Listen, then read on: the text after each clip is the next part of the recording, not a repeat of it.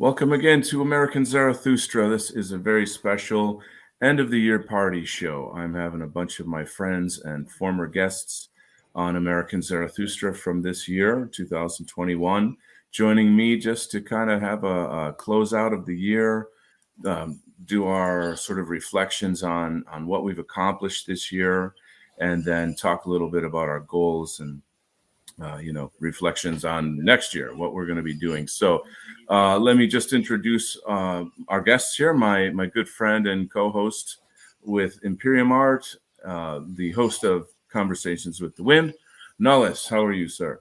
I'm doing fine, thank you, and hello and Merry Christmas to everyone. Hi, Donald. Hi, GC. Hi, Alma. Hi, Lynx. And hi, Brant. Merry Christmas to everyone, and I hope everyone had a wonderful time. Awesome. And teach us really quickly how to say Merry Christmas in Hungarian. It's going to be a mouthful. Oh boy. Boldog karácsonyi ünnepeket kívánok. Ditto. Easy. We're going to need to get back to you on that one. Okay. Say fröhliche Weihnachten. That's what I was going to say anyway. Yeah. Okay. And then also a good friend of mine, GC, who has been on American Zarathustra a number of times talking about fourth generation warfare. GC is a phenomenal, highly intelligent guy. He's been on some other shows in our sphere as well. I want to welcome you. Thank you so much for joining us, sir. Merry Christmas. And how are you doing today? Glad you, everyone. Pretty good. Just saw a friend off last couple. You hear me? Yes, I can. Go ahead. Can you hear me? Okay. Yeah. Glad you, everyone. The year's been pretty good. We can get more in depth with it later, and just glad to be here. Thank you. All right. Well, welcome. And let's talk to our phenomenal musician, songwriter, and good friend from the White Art Collective, Alma Lahar. Merry Christmas, sir. How are you today? Merry Christmas, guys. Pretty good, man. Pretty good. Cool. How was Glad to be here. How was your holiday this year? Low key, but that's kind of nice compared to some other years. So yeah, it was nice. Okay, very cool. And joining us from Norway, the lovely and talented Lynx from the Shadows. How are you today, ma'am? I'm good, thank you. And God jul, everyone. That is the Norwegian word for Merry Christmas. Oh, And I will just take the opportunity to thank Alma Lahar for letting me and Katrina, my co-hostess, use his phenomenal song as intro and outro for our stories. So thank you very much for that. Wonderful. And would you tell the audience about your show, Hearth of Europa? Yeah, I do Hearth of Europa with Katrina, my friend from England. Mm-hmm. And we do fairy tales and European folklore, where we tell stories and try to find the basis of the stories and the meanings and all of that. So we also do mythology, and we have a series on Dante's Inferno going. So it's very interesting. So I hope people will check us out. Yeah, and I had the pleasure of being on your show. I believe Nullis did as well. Yeah, you two introduced our second season last year at the start of the year. So yeah, that was great shows. Yeah, you guys fill a really wonderful niche in the white positive sphere, talking about folk tales. And of course, it's lovely listening to you both read. And it's just a really great, cozy show. So I want to highly recommend everybody to tune into Hearth of Europa. Okay, and so let's talk to my buddy Brant Danger, the main man from School of the West. He has been on American Zarathustra with Daniel Kincannon on my briefly produced show called Critical Race Theory is Anti-White. So Brant is just an amazing guy who's doing amazing work, but I'll let him take the mic here. Merry Christmas, Brant. How are you? Merry Christmas and good Yule. Had a Christmas miracle yesterday. The kitchen sink got clogged up, so I've been washing dishes in the bathtub. So you're living on the edge, man. It's a miracle, yeah. Yeah. So tell us about School of the West. Okay. So School of the West is a website, and it does a couple different things. One of the things it does is there's some material on there for parents that are homeschooling. They can use that material to add to what they're teaching their children as a supplement. Some of the material is your normal standards-based math and reading, and the rest of the material would be something that you would not find in your normal academics in public school. It's specifically designed for the benefit of Western kind, or the benefit of white boys and white girls, because of what they do not get in school and because of the anti-white propaganda that they get in school. So it can prepare them for that. So there's the free material, and then there's also classes that I teach online. Up until now, just for this previous last semester, I've been teaching elementary level math and reading. And starting in January, I'm going to teach 2 white well-being classes, one for youth and one for teenagers. And those are going to be a combination of history and culture and recognizing anti-white propaganda. So it's going to give them psychological tools to understand what is happening around us and give them a little bit of perspective as far as history goes as to why we're living in this mess that we're living in now. So basically, everything that I wish that I could have taught kids in school that needed that, I'm going to be able to do that now. That's some powerful stuff.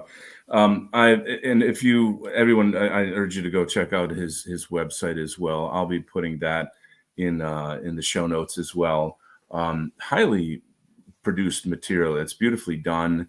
I'm actually going to be collaborating with Brant, working on developing some art history materials as well. And so I think once the holidays are over, my schedule is going to clear up a bit. So I'm going to be really happy to be involved in that. So let's go around the table here and ask our friends, how was your 2021? And we'll start off with Nullis. What were your accomplishments this year? What were your reflections looking back on 2021? Well, it's a mixed bag. I would say that in terms of the show Conversations with the Wind, in terms of my content output, I think that I've improved somewhat. I believe that I'm able to incorporate more elements, more media into what it is that I'm trying to share, the message that I'm trying to share. It seems that I've gotten a broader reach, which is nice. So those are all positives. On the negatives, I would say that, we're just all struggling through everything that's going on, trying to contextualize it and understand what it is that we have to do and to reposition our message accordingly. Times are changing extremely rapidly, and there's a lot of unpredictable variance, in my opinion. So we have to be very agile as far as our strategy and approach is concerned. So I don't know where this is going to head. I'm trying to keep an optimistic outlook, but I'm also trying to position myself more realistically to understand where this is heading. It's not going to be easy, in my opinion, in the next year, maybe even the next few years. But other than that, I think that generally speaking, I think I see a lot of positive developments as far as the artistic expression is concerned. I see a lot of people sort of stepping up, sending poems, sending stories, participating in the artistic discourse, if you will. So I think all of these are very positive influences that the White Art Collective and a number of other groups are doing. I also see, in a positive way, I see there's a lot more collaboration between different groups, less arguments on hot takes, if you will, and I'm using that in quotation marks. Yeah. So what I mean by that is that I see less. I mean, you're still always going to have the debates, and people are going to have their personal positions, but I see that less and less as an issue, and more, I see more collaboration. And maybe I'm wrong. Maybe I'm just imagining it, but at least that's how I'm seeing it, and I see that as a very very good direction for us. That's pretty much it for now. I mean, as far as what's happened in the last year, and of course, there's a number of different things all of us have collectively experienced that I don't really need to enumerate because we've all been there in our own versions in the last year and a half. So it is what it is, I think. Yeah. Well, how about for you personally, though, with your show, Conversations with the Wind, and your various other activities, your writing? Nellis is a exceptional poet and produces all kinds of wonderful work with the White Art Collective, musical collaborations, translations, various other things. Share with us some of your accomplishments this year. Well, I've as far as Conversations with the Wind is concerned, I think that I have a good rhythm going right now in terms of the format of the show, in terms of how I set it up, how I organize the themes, how I have everything arranged in terms of the structure. And when I started, I did everything live, and of course, you'd always have problems when you're doing it live. So what I do now instead is pre-record everything and play it. Even though it's not as interactive as it used to be, I still think that quality-wise, I'm providing better output in that way, because then it's a more contemplative approach. And if there's any problems in between, because there always is, then I can always correct that before I post it. So in that sense, I think that Conversations with the Wind has evolved quite well.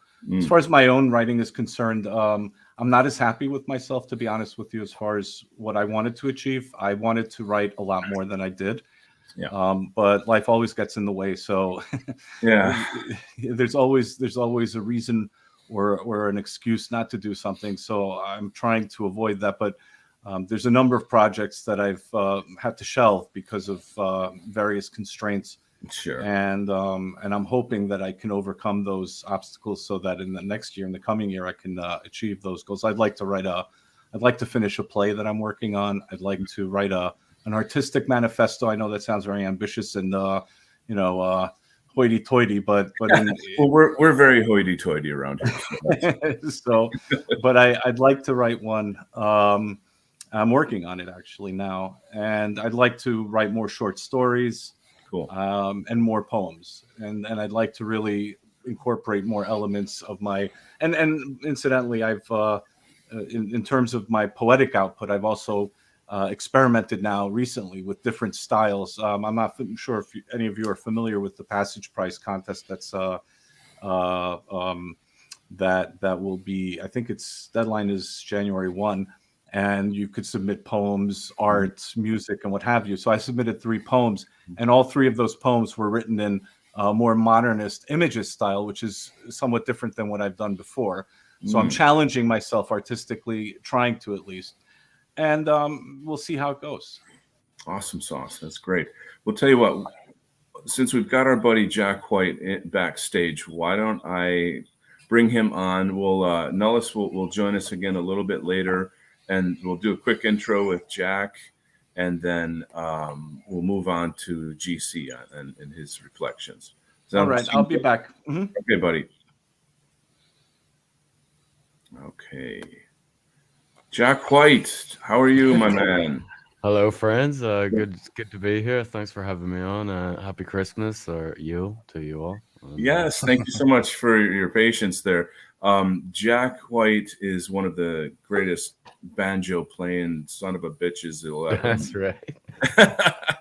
And he's pretty handy with a Guinness beer in his hand too. So that's right too. Our dear friend from the White Art Collective, hailing from Northern Ireland, he and I were just on Nellis's previous show on the spirit of Irish poetry. I'm gonna say, even though I'm Irish and extremely biased, but not drunk, I thought that was one of Nellis's best shows, and so it was extremely awesome to be on the show with you, Jack. How was your Christmas? It was great. It was very cozy, and if I do say so, I think that was one of the best shows you guys have done. If I do say so myself, it was a lot of fun. And, yeah, so I'm again strongly recommending people look that up. I'll put those links in the show notes as well. There's just so much rich culture coming out of our sphere of the White Art Collective and all the kind of artists and creators, content creators around that sphere, all focusing on white positivity. It's quite powerful stuff. So again, I always advocate for the audience to share. These, we really aren't, we're just going to be in an echo chamber if the audience doesn't get these links out and get the word out. We're all kind of doing guerrilla marketing, if you will, if you want to call it. So let's pass the mic to my man GC. How was your Christmas, for starters, and then also what were your accomplishments this year, and then what are your thoughts for the coming year in terms of things you hope to accomplish or where you think the movement can go? Oh, okay.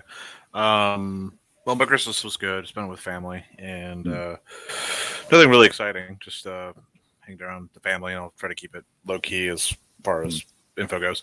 Didn't get much. Just spent a lot of money on other people. As that usually goes. Me too. Yeah. Just enjoyed it. It's been rainy over here, so it's been a lot of indoor activities. We got another couple of weeks off, so I'm looking forward to that. So anyway, as far as accomplishments over the year, it's probably too numerous to list, so I'll try to keep it short. But a few new babies in our local affinity group, raised a few grand, for total over them. All had a few social activities, an Oktoberfest, swap meet, some other stuff. Planning on doing some training with the boys out here, do some boxing, stuff like that.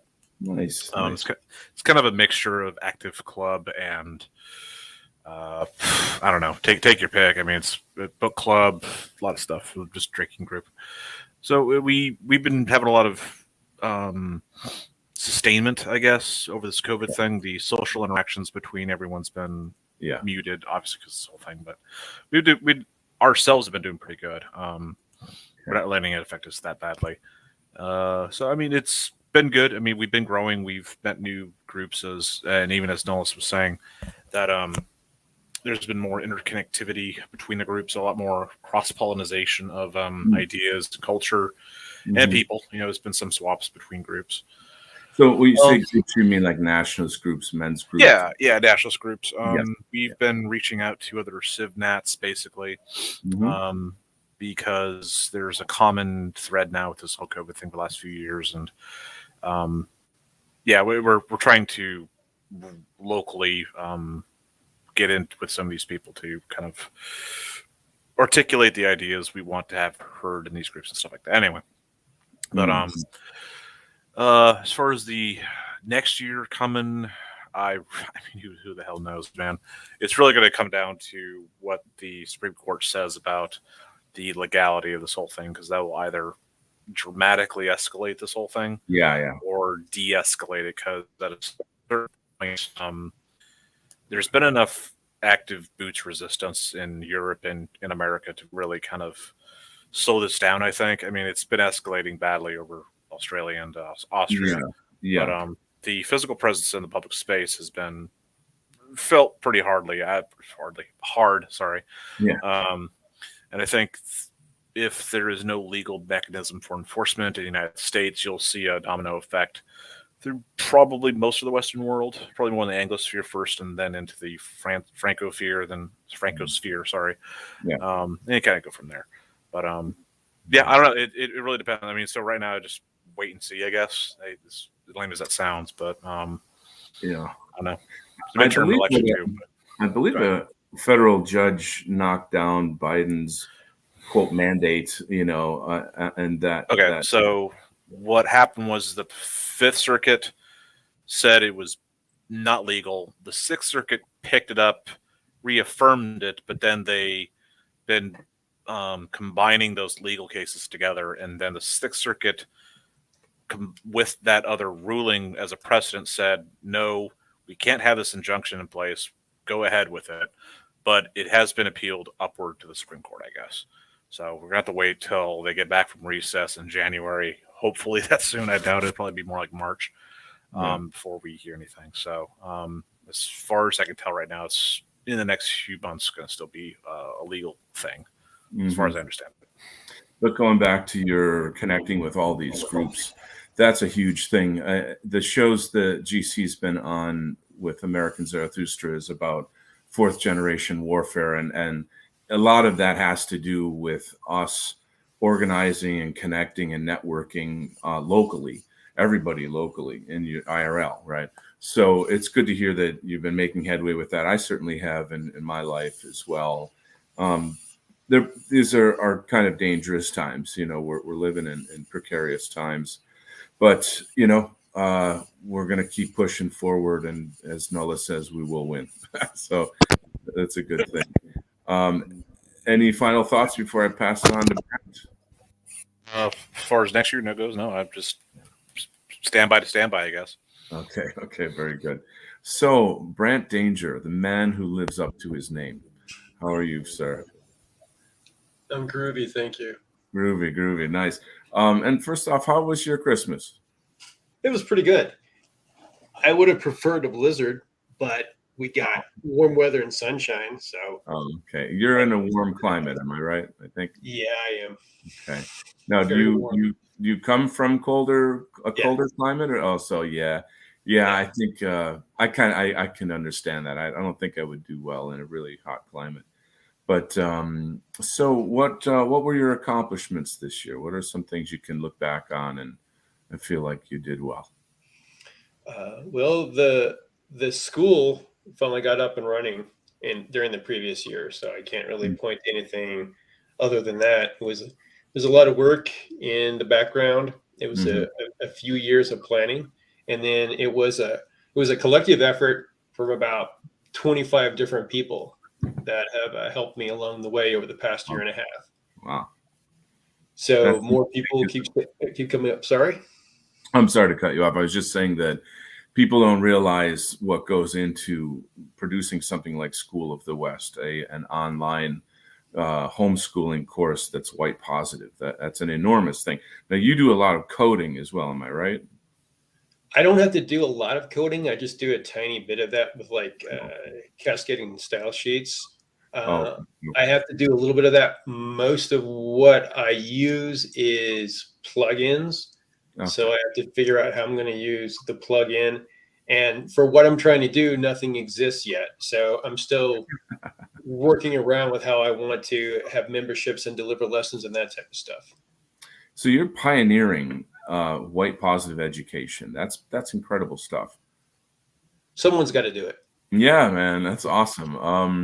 I'm excited to work more closely with you on that. It's been kind of tricky and interesting to come up with art history, or rather art curriculum that can be taught online.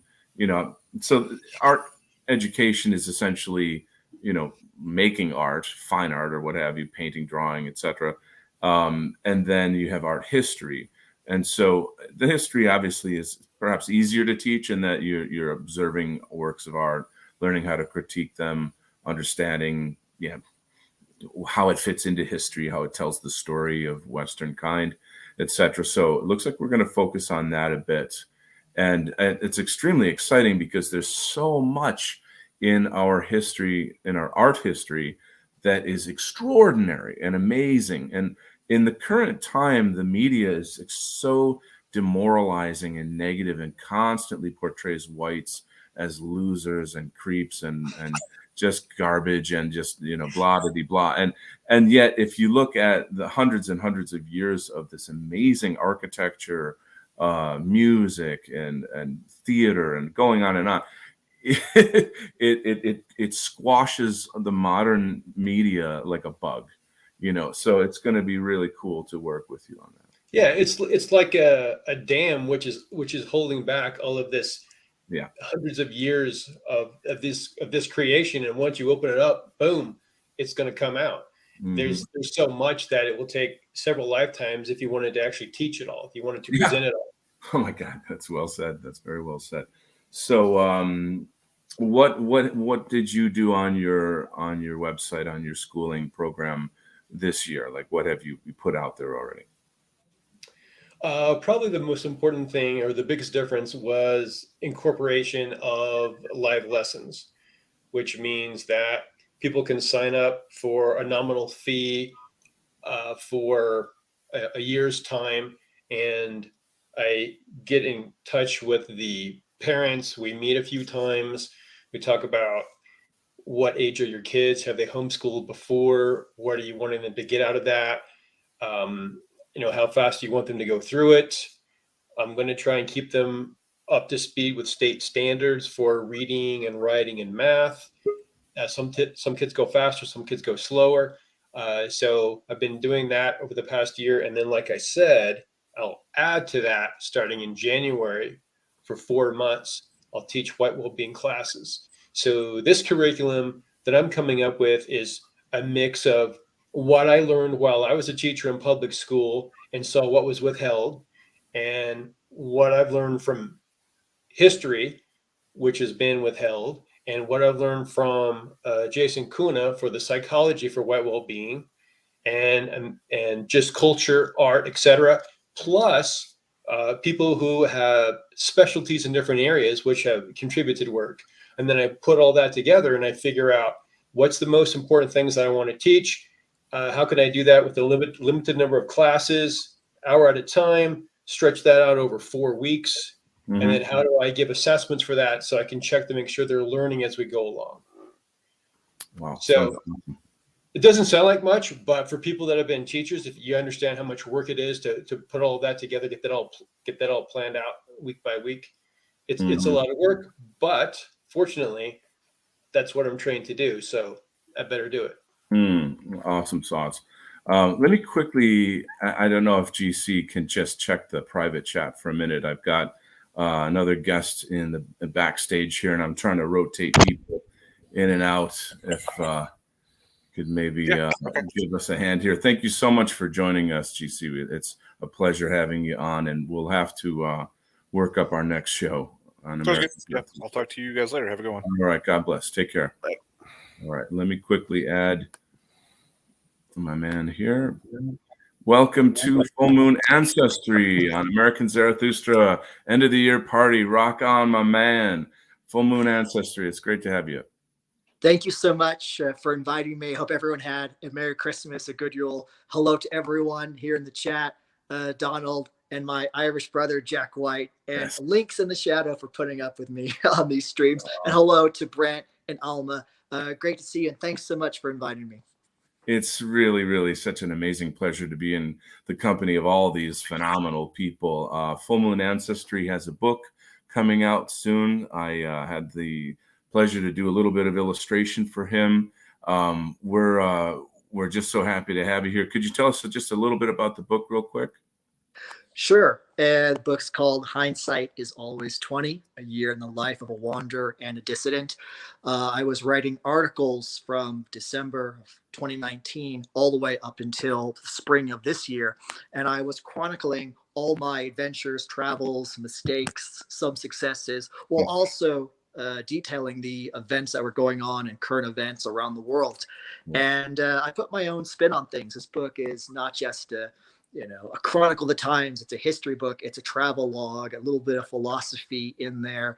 And anyone interested in heavy metal or video games or just life in general is something that hopefully everyone in our community can enjoy. But most importantly, the cover work, which is done by the one, the only Donald Kent. Awesome sauce. So we'll get back to that. Let me. I'm so sorry, Brant, for cutting you off there, but I just wanted to pass the mic back to Brant, and then we'll circle around to everybody. So we just wanted to say, now that you've shared some of the great things that you've done with School of the West this year, if you could maybe tell us if you have any New Year's resolutions or goals, plans, insights about the coming year. Got to work on my Jeep. continue working on the website.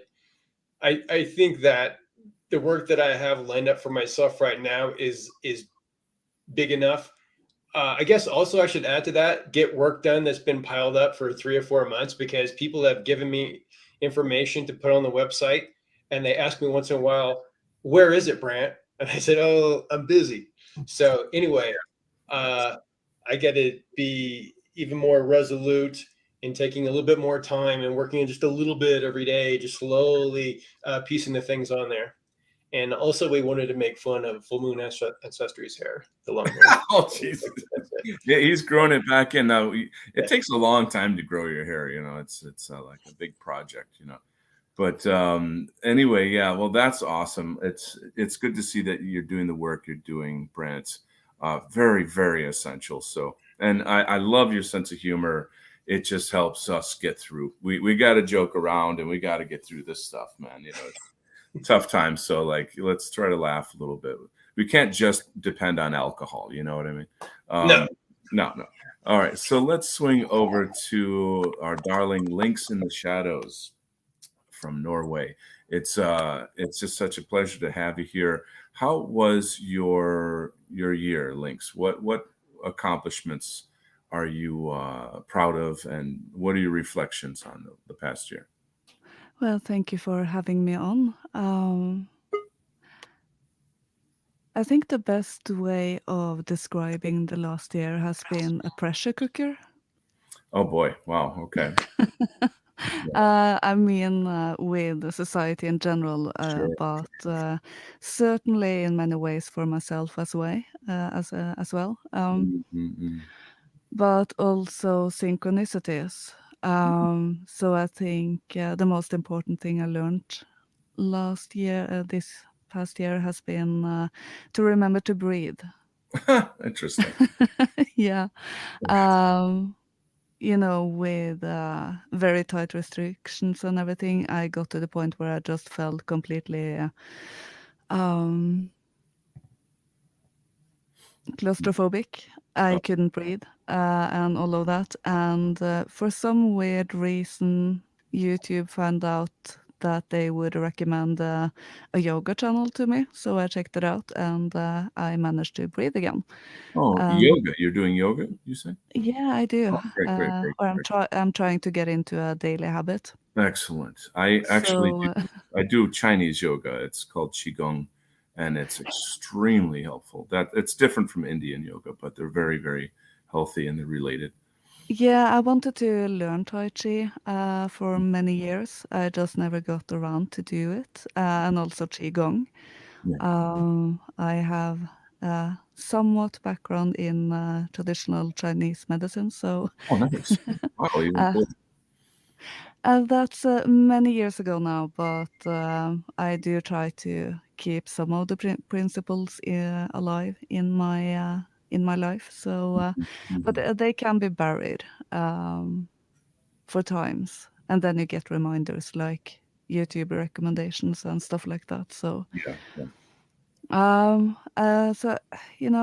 for the coming time next year or years ahead, I think a focus should be on keeping your balance because a lot of things are going to happen. Yeah. It's not going to be an easy ride, and we can't bury our heads into the ground. But with being in a pressure cooker, stuff you don't need anymore will fall off. It's very insightful. Yeah, well, you can view it in two ways. When your life start to fall apart or having drastic changes in it, you can view that as a purely negative thing, or you can view it as an opportunity to remake your life to something you really want. Do something you never did before or thought you couldn't do. Yeah. You can use it as growth, and Strength creates strength, whether we like it or yeah, not. It's these we're transforming whether we like it or not, and we've got to go through this process. And I think what you said about balance, I don't mean to cut you off, but I just can't agree with you more about maintaining balance and then trying to turn lemons into lemonade, to yeah. make the best out of this. It really sounds like just the worst cliche in the world, but it comes from somewhere. It's true. And when life sort of just washes over you like a flood wave, you really just have to find a balance so that you Yeah. might not be able to stop it, but you might gain some control in everything. Mm-hmm. And I think that is very important to remember these days with so many changes. So yeah. So how about with the show Hearth of Europa? What were some of the highlights or the things that you're proud of this year? Well, for my personal part in that, it's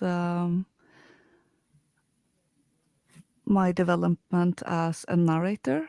I'm definitely not where I want to be. I know I can do better, but I have trying to read and not bray A Christmas Carol.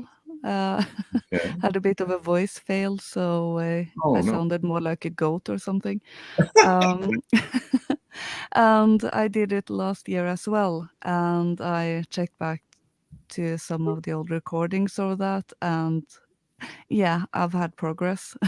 Oh wow. Okay. So that has been definitely a highlight, and not to mention all of the things I'm learning doing it.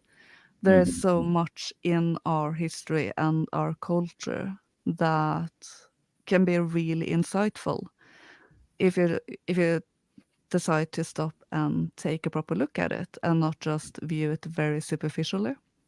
Mm-hmm. And also this last season that we just finished, we've had an uptick in viewers and everything, so that is really good to see. And I really hope we will continue to grow. We have some interesting stuff lined up, so yeah. Can you give us any teasers? Um, well, if you want one word, then it's carnival. Carnival. Oh, that sounds cool. Yeah. Well, let me Yeah. just quickly interrupt you, and I want to thank Brant Danger for joining us. Ladies and gentlemen, schoolofthewest.com. Am I correct, Brant? Or was it .world? I think .world. .world, yes. Schoolofthewest.world. Definitely support that cause. That's fantastic. We've got another guest, a very special guest coming on soon. So thanks so much for joining us, Brant, and we'll see you soon. All right. Okay. All right, so real quick, and then we'll get back to links. Let me just bring in our buddy Tyler Hamilton, hailing from the Great White North, the mighty Tyler Hamilton. So happy to have you on the show. You are on mute, Tyler. I don't know if you know that. I did, yeah. Just waiting Well, for my cue. Oh, all right. Well, it's fabulous to have you here. This is a man that's very hard to introduce because he's just a giant in our sphere, and there's just too much going on. But what people really should know about him is what a fantastic martial artist he has become. So, how was your Christmas there, Mr. Martial Artist? Well, Christmas was okay. Luckily with all the COVID restrictions, I still found time to train with the boys. Excellent. With restrictions, but we make it work. So that's what matters. You got to find ways around these things. Yeah. But other than that, Christmas was good. Went to midnight mass. That's what matters most. Everything in Canada is a bit on paranoid lockdown right now. So you can't really get a lot of people and a lot of family out, at least on their end of things, not my own. So still made the most of it. Still worshiped the Lord. Still celebrated Advent and midnight mass. And it was lovely. And quickly, Merry Christmas as well. Oh, thank all you. Of you. Yes. So real quick, I did a show afternoon at the museum with Nullis and Tyler on Catholic art. And so I'm going to strongly recommend people check that out. These guys are, Catholic scholars, as far as I can tell. I mean, they're really brilliant and sincere people that are, spiritually and intellectually connected to that tradition very, very well. And so that's really something to look at. So what we're doing is we're passing the mic around. I just want to get back to Links. So Links, what are your thoughts for the coming year? Do you have any New Year's resolutions or plans or goals? I have a few changes to make in my life that I really want to see through over the next year. I won't get into what it is, but I'm definitely motivated to finally get it done. And basically, other than that, just keep breathing and keeping my balance, basically, and see where life will take me, which tend to be not where I expect them to be. Wow, it was a little vague. You're a woman of mystery is what you are. There you go. Well, yeah. Well, I am in the shadows, so. Oh, okay. Okay, well done. That was very, very well done. Beautifully done. All right, well, let me move on here to the mighty Alma Lahar. This guy right here. I had the pleasure of playing at the first White Art Collective Music Festival with this gentleman here. Holy cow. I cannot tell you, this guy live on stage, and I'm not the only one who says this about him. He's got like a stadium presence on stage. You'd think you were in a huge stadium when you're watching this guy perform. Intense passion, theatrics, and not only that, his musical compositions are really unique. There's just something about it that you can't really hear anywhere else. So Alma, tell us about where people, first off, where can they find your music? YouTube, SoundCloud. I think I have some stuff on Odyssey, but I don't really get on there too often. But yeah, mainly YouTube and SoundCloud. Cool. And how was your Christmas, sir? Pretty good, low key. We got some snow, so that was kind of cool. Nice white Christmas. All right, good for you. I had a green and foggy Christmas, but that's all right. So what are your reflections on the year? What were some of the things that you're proud of, your accomplishments? What's your reflection on 2021? Dude, honestly, this was one of the best years of my life. In spite of everything that's going on, like this was such an awesome year. So February, I was kind of snapping out of like one of the blackest of black pills. And I started writing a song, and that song was super therapeutic in helping me snap out of that. Okay. And then I got news about Whackfest. So I spent, I don't know, a couple months preparing for that. And that whole experience was just, I mean, it was out of this world. It was one of the best things that's ever happened to me. And I got to do an awesome road trip with Luke Mason, and it was like a pilgrimage. It really was. I mean, seeing you was cool, and you know, we got to compare our hollow bodies, which was awesome. So those are guitars, hollow body. Our bodies are not hollow.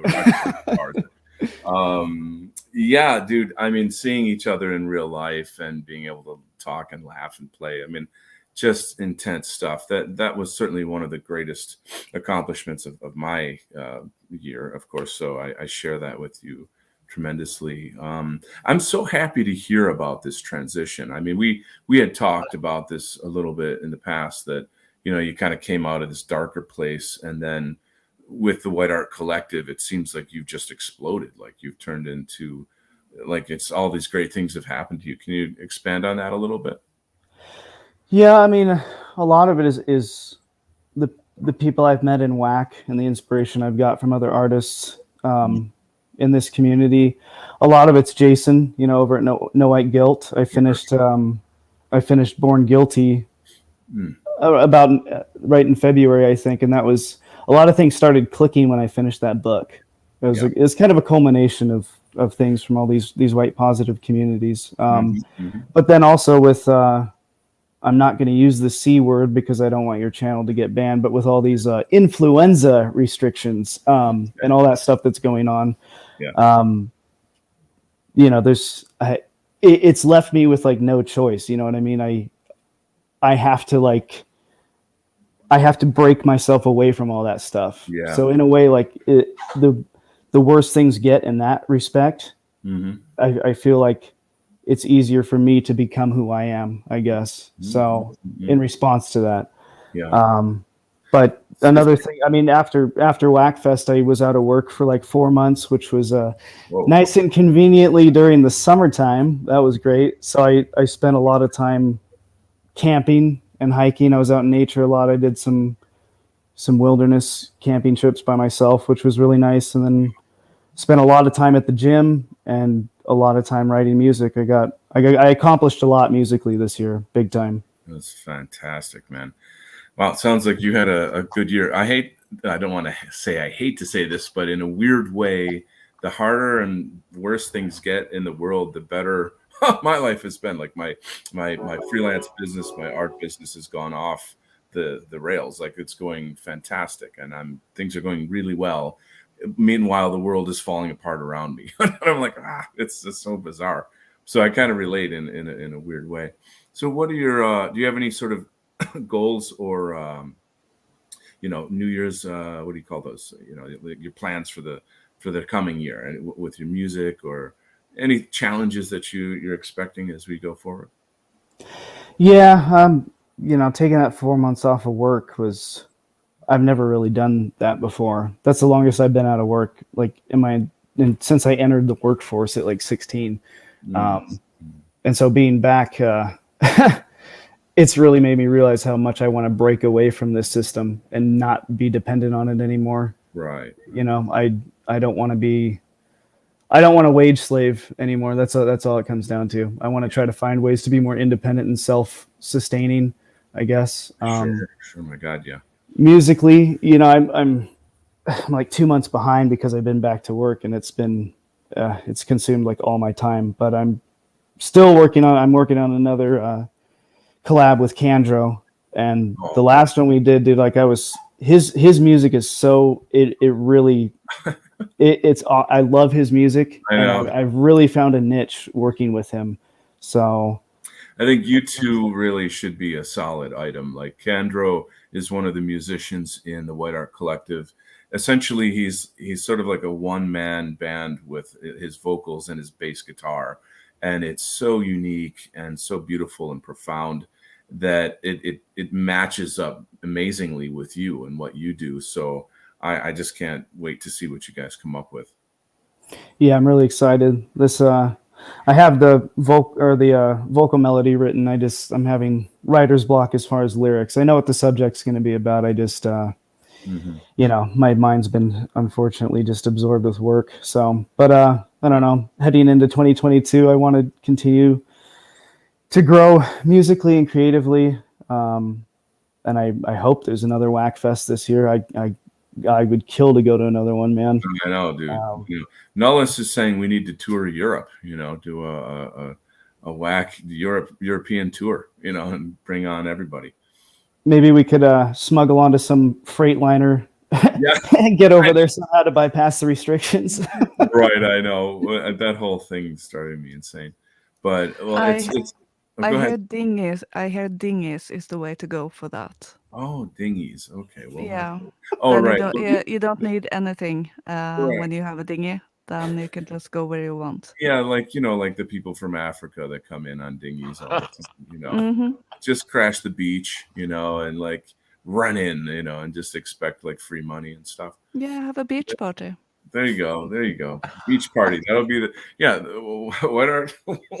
White Art Collective Beach Party Summer Tour. There it is. There you go. Immigrant Invasion. I like it. We'll call it Immigrant Invasion. Sounds great. Oh God, yeah. But yeah, that's great to hear. Do you have any closing thoughts on New Year's or the whole program?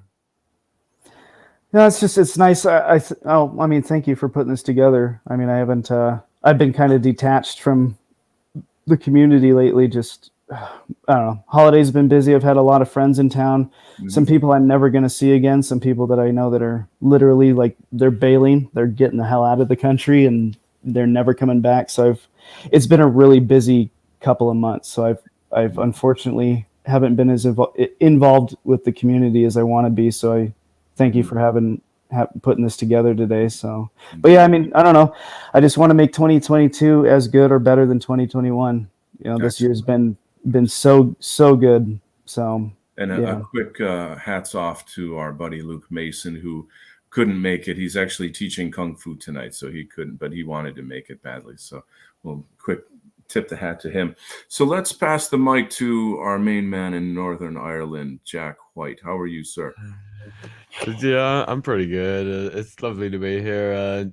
Shout out to everyone. Full moon, glad you made it. Yeah, Indeed. happy to be here. This time last year we were in the pub, but that's all. Yeah, that you guys got to have some kind of pub story with Full Moon and Jack White. Oh my God. What happens in Northern Ireland stays in Northern Ireland. I'm right, afraid. right. But I got plenty. But I can't say. So who's the better drinker, you or Full Moon? Oh, me. Of course. Yeah, of course. Are you kidding me? Nah, he can drink. He can drink. He's a good lad. He can. Nah, he likes. Yeah, we had a lot of fun. It was really lovely, and it was just before the whole mandates and everything came in. Oh wow! Like now, we've got the mandate now, and I can't really go to a restaurant or a pub or anything without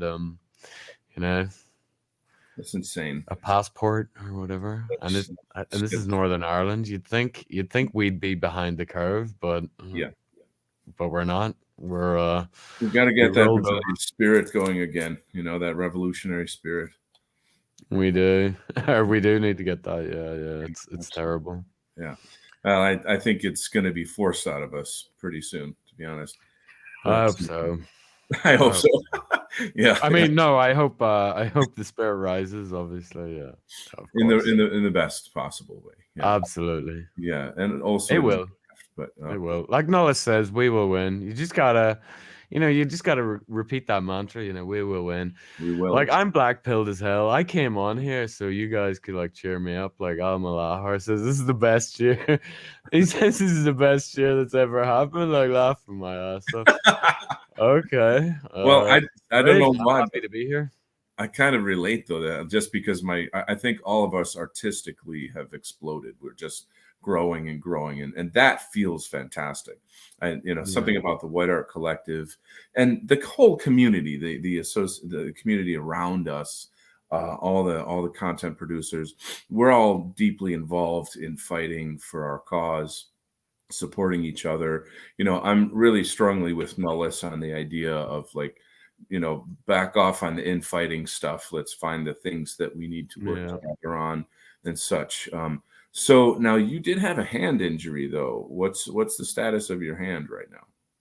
Oh man, yeah, I'm a bit embattled. I can't really play at the minute.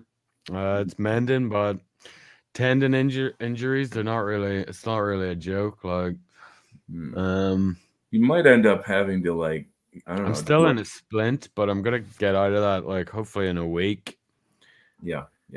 It's like it puts everything into perspective. You get this a little slice in your thumb. Yeah, it's like you go to A&E, you get 2 stitches, and then you slice the tendon, and then it's like you go to surgery and you end up with 30 or 40 stitches. Just to fix this damn thing.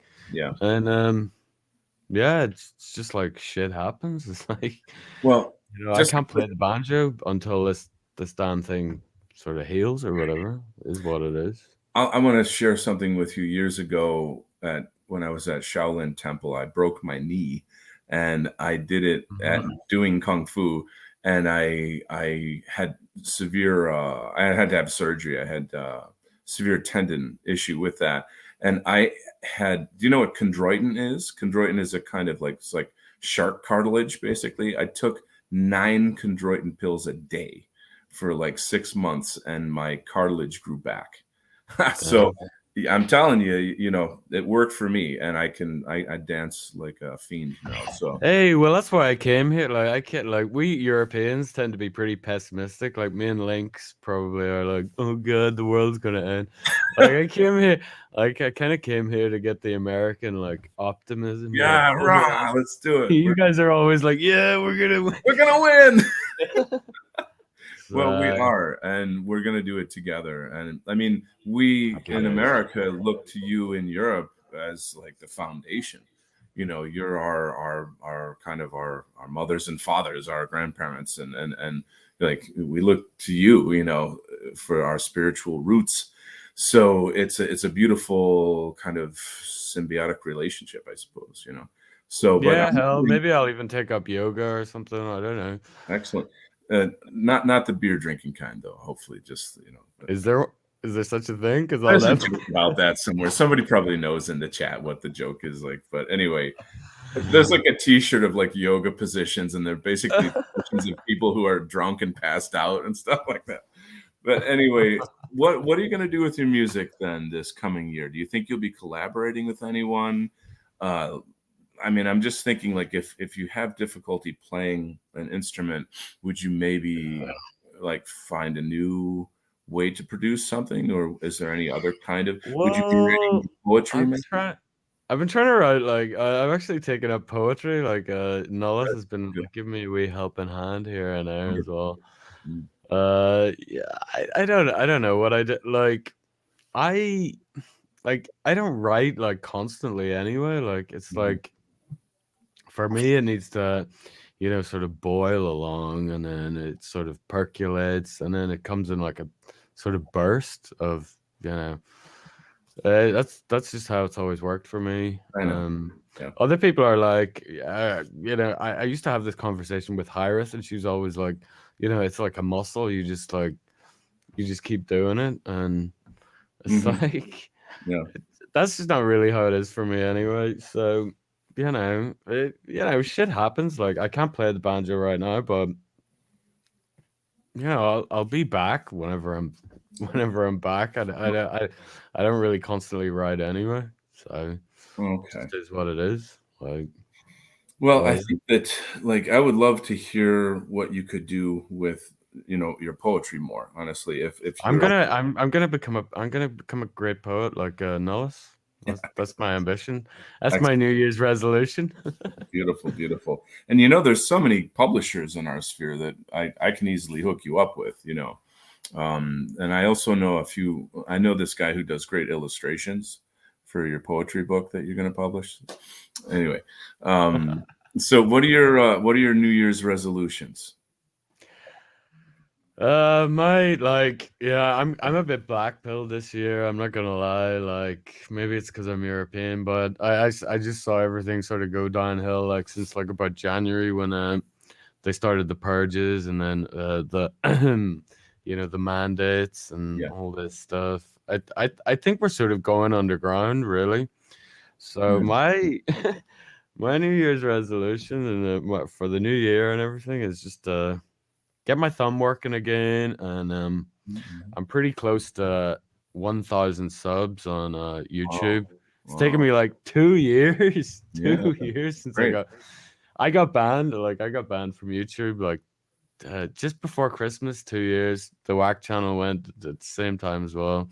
It's taken me 2 years to get like all the way back and further. So hopefully I wrote to Santa to get me to, you know, 1K. Before Christmas, but he just didn't show up. I think it might have been the elves or something. I think the elves, you know, those long-nosed elves. Yeah, those little, you know, they're tricky. You gotta watch them, you know. Yeah, they're bad. But I know you're not on the naughty list, right? I mean, you couldn't, right? That can't be it. Right? I'm a good boy. Like, okay. Look at the innocent face in your avatar there. How could you put that little guy on the? People, anyway, I should let Nullis back on, but I want to tell you like my Christmas cracker joke. I had a great Christmas, by the way. It was very cozy. I have a very fractious family, and this was like there was actually no arguments this year, so it was like kind of unusual. Wow! But I want to tell you my Christmas cracker joke before I jump off and let our friend Nullis back on. It's been great chatting with everyone here, by the way. And, I hope you all have a wonderful new year. But the joke is this. Okay, what is the joke? Oh yeah, why did the Scarecrow win a prize? Why did the Scarecrow win a prize, Jack? Because he was outstanding in his field. Oh, come on, ladies and gentlemen, it's pretty funny. Jack, you gotta love the Christmas crackers. I like it. Yeah, full moon. What's that full moon? Jack, I want to say this, man. You might be black pilled, but all I have to say is cowabunga, dude. You just need to find that pot of gold at the end of the rainbow. Drink some Baileys. Kiss the Blarney Stone. I'm just joking, Jack. I love you, man. You're like a brother to me, and the hospitality and all the great times we had in Northern Ireland. We're going to do that again because so. I have to annoy you and piss you off some more, and also show these Northern Irish people how to order proper Baileys on the rocks. Jack, you're an amazing musician, and whatever pause you're going through right now, dude, it's worth it. The music flows. It's even not my type of music, but I love all your stuff. I look forward to collaborating with you in the future. That's right, with my vocals. You're going to love it. You're like a brother to me. I love you. I miss you, dude. We'll be hanging out and drinking at the bar soon. Cool. And with that, why don't we pass the mic on over to Full Moon Ancestry? Okay, I'm just going to jump off here, but yeah, great speaking to you all. Love you all. Have a great year. Speak to you all soon, hopefully. Love you too, brother. Take care, Have a great time. See you, Jack. Happy New Year, Jack. Bye. So, happy Yule to you, sir. Full Moon Ancestry, how was your Christmas this year? I've spent Christmases in so many parts of Europe and even the world. But I have to say, being by myself with my 2 dogs has been one of the best Christmases ever. Drinking all day, listening to heavy metal all day, playing with my dogs in the snow. I also got a very white Yule, a very white Christmas, and just really happy. They say man's not an island, but I'm kind of an island to myself with my 2 dogs, 2 rescue dogs. So I'm really, really happy and had a great Yule Christmas yesterday. Oh, that's marvelous to hear. I'm really impressed with you've got like the true traveler's spirit. I think in days of yore, you would have made a great sailor or something, like you seem to really love going out there and you're an adventurer. And that, honestly, I do think is part of the bio spirit of our people. There's something in there. It's quite impressive. So tell us about your year. What are your reflections on 2021? What were some of the accomplishments and challenges even that you had? 2021 has been, I guess, the best of times through the worst of times. It's been a big change in my life for various reasons. I had some missteps, some failures, some mistakes, but everything kind of worked out. Everyone knows that I've got these rescue dogs, but I was kind of a struggle to get them. I guess with the quarantine and restrictions, I wasn't able to travel as much as I wanted, but made the most of it, and even tried to found New Karelia, and had some missteps there. But I'm really thankful and happy to be alive, to be healthy, to have everything I have.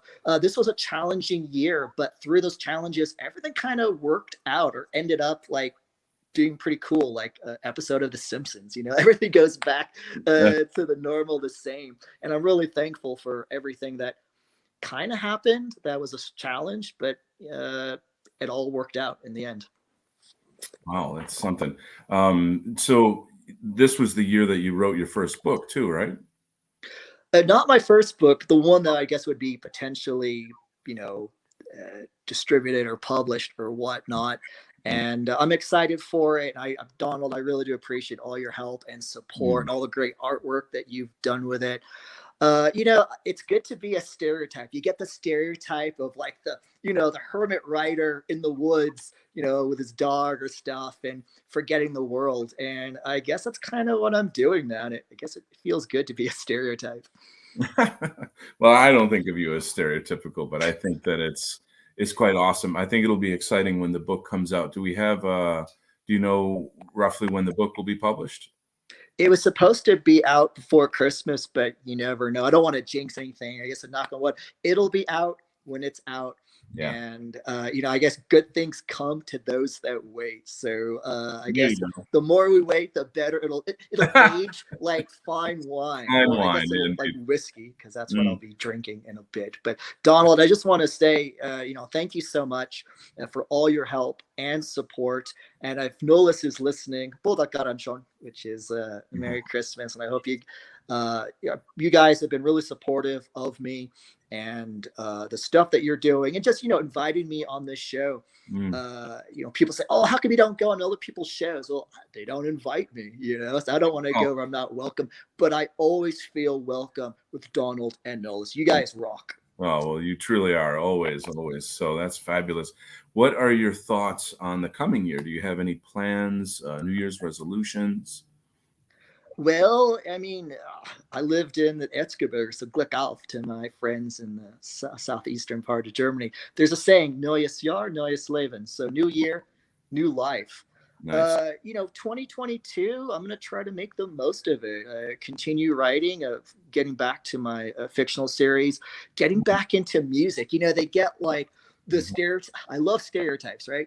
The stereotype of the guy with a midlife crisis. He gets a Corvette or he dates some 20-year-old bikini model. Instead of that, I'm getting back into music, which, might be interesting to some. Most people would probably hate it, but, I'm doing what I want in life, writing, music, and it feels good. It's taken a long time for me to get here, but, better late than never. So 2022, bring it on. I'm ready for it. I'm Nice, hoping man. to have a good time. That's the attitude. I'm glad my bikini model girlfriend is out driving my Corvette right now. She didn't hear that. Anyway, well, that's fabulous. You've got the attitude, man. You've got the right attitude. It's so positive, and we need that. I mean, this is called, the white positive movement, right? So it's, it's not all going to be roses and peaches and cream and what have you. We do talk serious stuff sometimes, but we got to keep that spirit up, and we're doing it for our people, for our movement. And you're a massive contributor to that. You're really, really helping everybody. So keep it coming, man. That's a beautiful thing. I just want to say, thanks to everyone here on the panel, Links in the Shadow. Always been putting up with me for a while and coming on my show. I really do appreciate it. Don, Nolis, everyone here. I do have to go. I've got to take my dogs to the bathroom. Oh, okay. Yeah, I have my duties as a dog father. But Yes. guys, thank you so much. I hope everyone had a great Christmas, God and I bless. hope everyone has a safe and happy New Year. Don't drink and drive. Stay here online with Don and Nolis. You guys rock. Take care, guys. All right, God bless. See you. See you, full moon. Later. Bye-bye. Bye. All right, so let's pass it on down to my man in Canada, Tyler Hamilton. How you've got to be covered in bruises right now with all that hardcore karate training that you do. Are you feeling okay? I'm feeling recovered now. I managed to break my ribs in the last belt test I was in. But That's just like par for the course in the style of karate that you're taking. Yeah, it was. I had to do, as a part of the test, after like an hour of fitness demonstration, was 5 full contact fights in a row, and then I ended up getting punched a few times in the ribs, which wasn't so bad. But then I took a spinning back kick to the rib. Oh damn, dude, that'll definitely break a rib right there. Yeah. Oh yeah, but at least I didn't notice it at the time. I still finished the test and passed. But then the next day I felt it, and the worst part is when you sneeze. That is unfortunate, but it was definitely worth it. It's a mental test as much as a physical one. So, So this is a really interesting thing too, because there's a lot of intellectuals out there in our sphere that we produce all our content, etc. And it's not balanced if you're not doing some physical work. Like I just started lifting. I got a friend who's got a fantastic studio, and I never thought of like I'm not into lifting. I'm into martial arts, right? That's how I keep fit. But lifting is its own thing, and now I realize, wow, it like burns off the depression really well, and I'm gonna lose weight and get fit. So you gotta have both intellectual and physical as well. So we have someone in the chat that's asking, what style of karate do you do? Kyokushin. Kyokushin. Oh, I see. You wrote it in there. Okay. So wow, how was your Christmas? Well, it was good. It was midnight mass, the usual, and then after that, you mentioned that earlier. Yeah. And after that, I did play a survival horror game, which is pretty fun. A bit out of season, but. So you're a gamer as well? More like off and on. Like I just like survival horror games, but it's like an affection that comes maybe once every 4 or 5 months, and I play them for like 3 weeks, and then I forget about them, and then repeat cycle. It's just a fun little thing. You got to have some escape, I think, sometimes. I always think like I should get into gaming, but I just don't have time.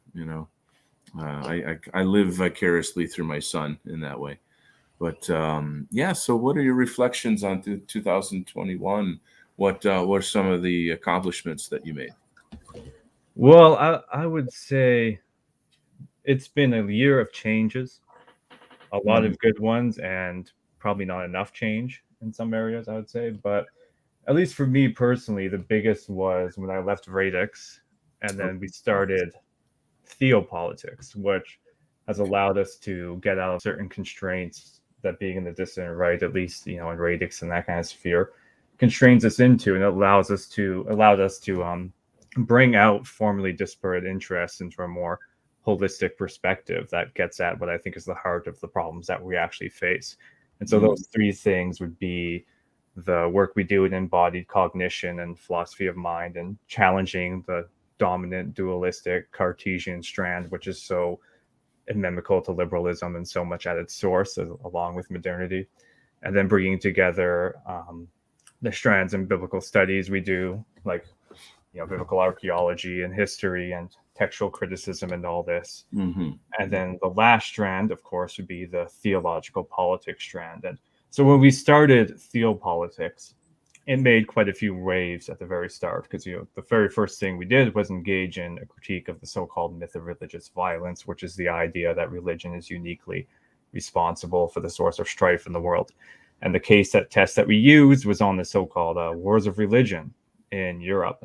And so we engaged in a bit of genealogical deconstruction about the real history behind that, and the way in which absolutism was the dominant motivation for that, and the rising absolutism, which gave way to certain realms of thought, like the creation of economics as a separate science, political science as well, and all these various different ways of dealing with the miles that came along with modernity and the rise of absolutism, which gave way to liberalism, in the sense that these oppositions between individual and society bring about certain theoretical constructs which are themselves metaphysical, but they take on the air of secularity and as being against metaphysics and against religion, and proclaim to be neutral.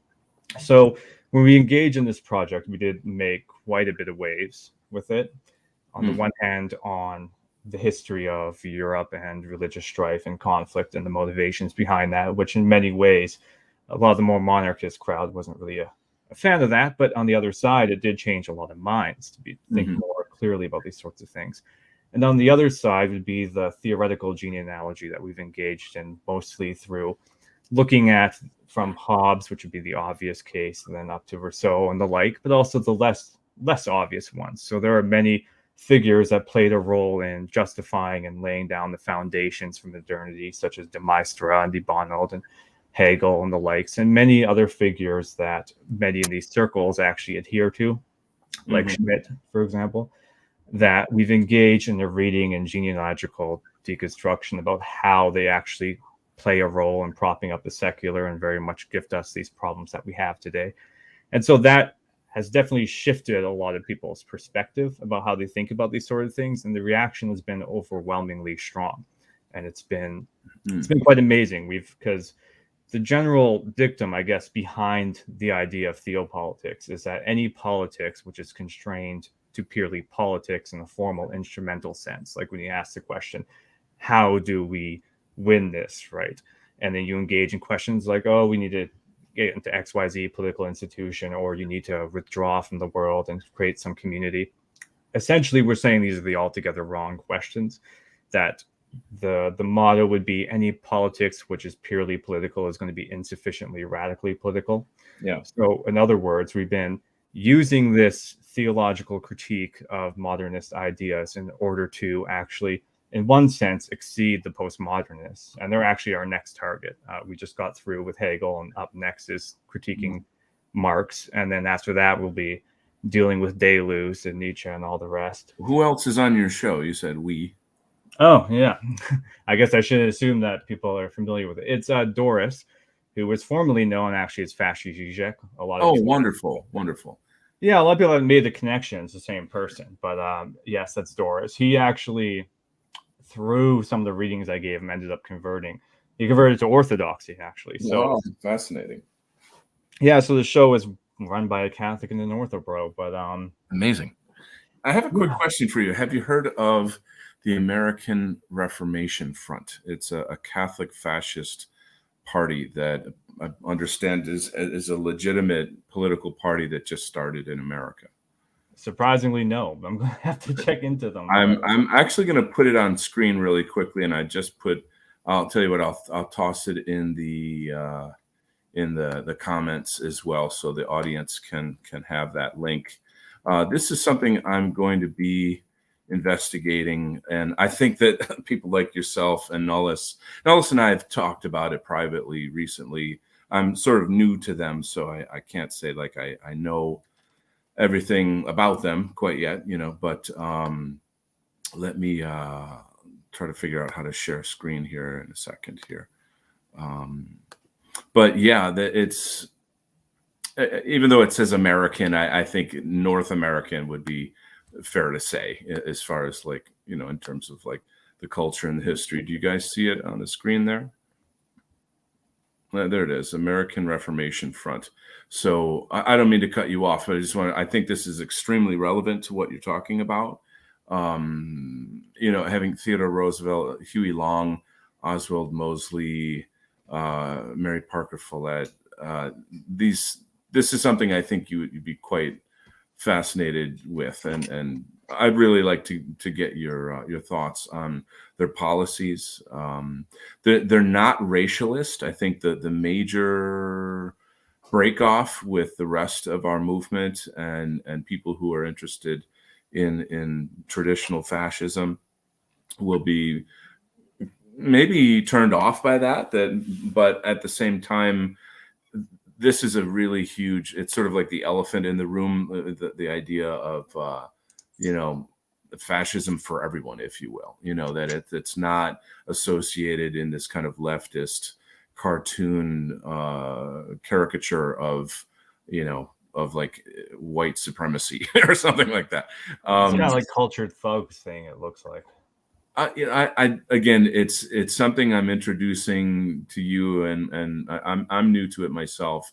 So, but I think this would be something worth looking at, and maybe we should have like a show on that in the future.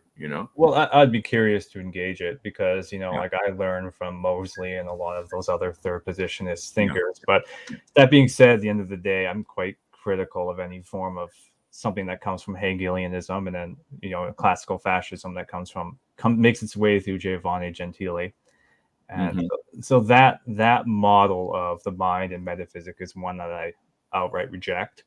But I also respect populism entirely too. What is it about Giovanni Gentile that you disagree with? What's sort of wrong with his position?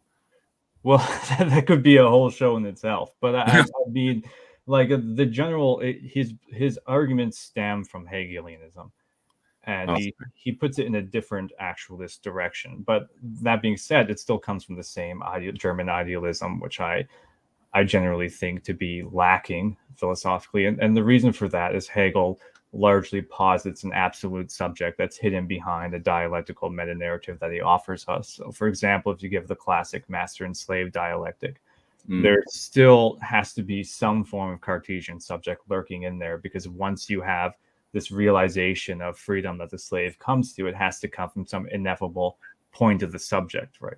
Now, that he still does have an idea that goes into his logic, which is simply a logic of identity, like A to A, for example, which is quite different than a kind of logic you'd find in Leibniz, where it's a series of gradual logical steps that lead up and up to further and further conclusions from that. And so instead, in this simple matter of identity, the only way you can have any kind of difference is if you posit a contradiction, but that contradiction itself is a part of the absolute reality of one thing, in which case every contradiction is actually identical. So you have a kind of story in Hegel which culminates in essentially a form of state, which ends up being very Kantian and Rousseauian, even though Hegel is actually attempting to get beyond them. But the reason he doesn't get beyond them is because he doesn't embrace the metacritical perspective of other critics at the time, like Hamann and Herder, for example, who talk about the ways in which our experience of language and self is constructed out of our matter-making process with the world, which then draws back on the subject and reforms the subject. So you always have this excessive meaning that's beyond any kind of stability that you could find in an absolute subject.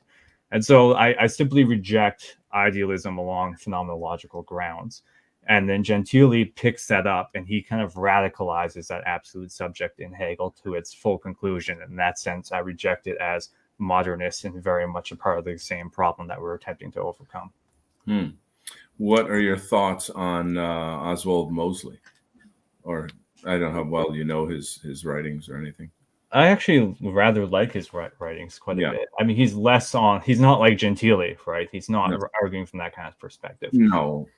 But like one thing I really appreciate about Mosley, I think it was in Tomorrow We Live, where he deals with the question of how do we deal with this question of technology, and he kind of refutes Spengler's fatalistic determinism about technology and the end of the cycle of civilizations. And he talks about how technology and science could be something that's approached from a different perspective, which can actually aid us in moving beyond an overtly scientific technological worldview. Now, it might sound like a contradiction in terms, but this is actually a viewpoint I very much appreciate, and it lines up largely with my own, because to me, the question of technological and framing of the world is not one that's going to be solved by a kind of retreat from the world into, you could say, like a Gaia or a Mother Nature or something of the sort. I mean, there is no inherent stability in nature. It is ultimately malleable. What matters is if you have a kind of cleansing and participation where you can reform how you deal with nature and technology along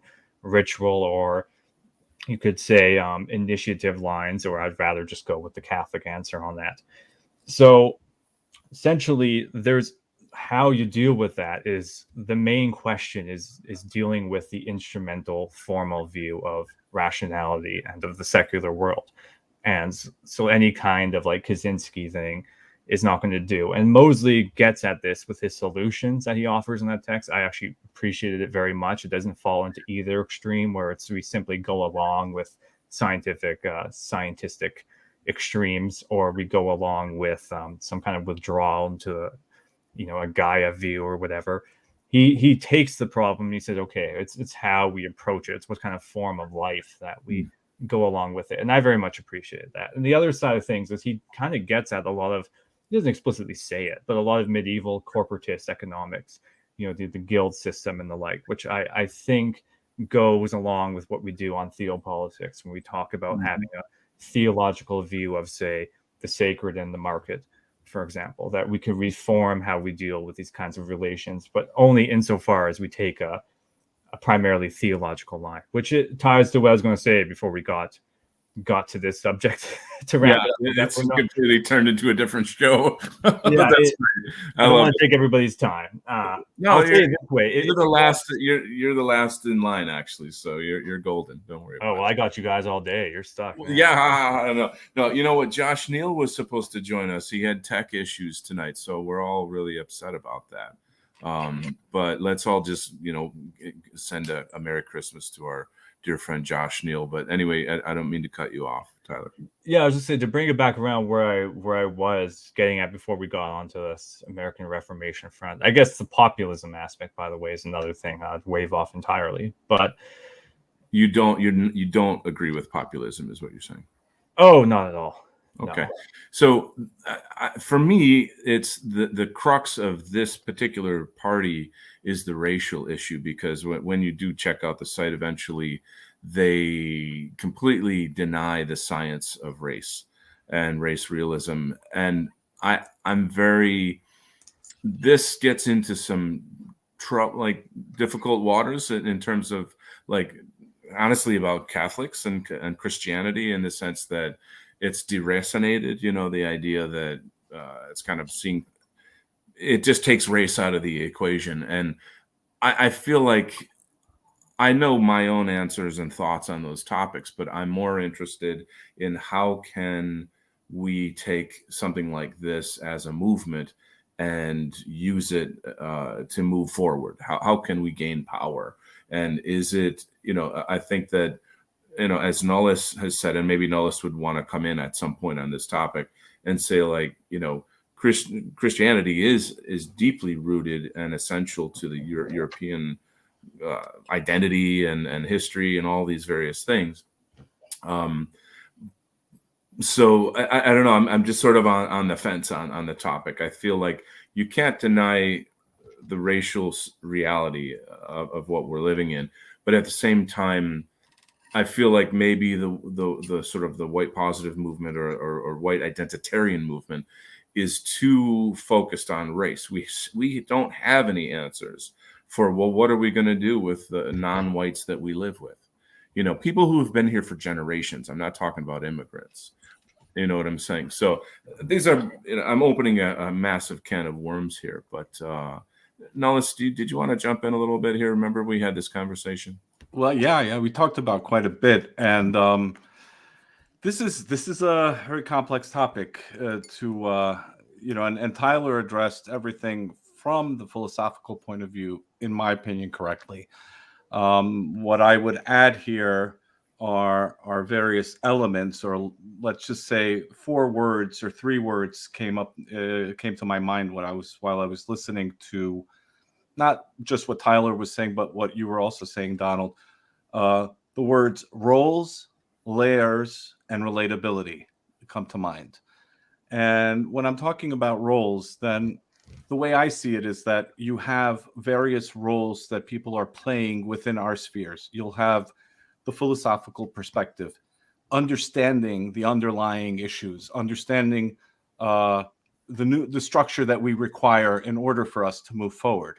I think that Tyler and his group are addressing that perfectly, questioning things, learning as they go, understanding things. Nothing is absolute except for, of course, from our point of view of the Catholic faith, there are absolutes, of course. But I mean, in terms of understanding ourselves within it, it's not an absolute. We're learning as we go. So the roles that we play, whether you're an artist, whether you're focused on artistry, whether you're focused on philosophical questions, whether you're focused on economics, whether you're focused on social questions, whether it's there's a whole variety of issues that you can focus on. That doesn't, of course, mean that you're not interested or competent in other topics, but your focus is in one direction. And I think what we need to do more, and that for me is going back to that theme of finding, the points where we can find connections and synergies,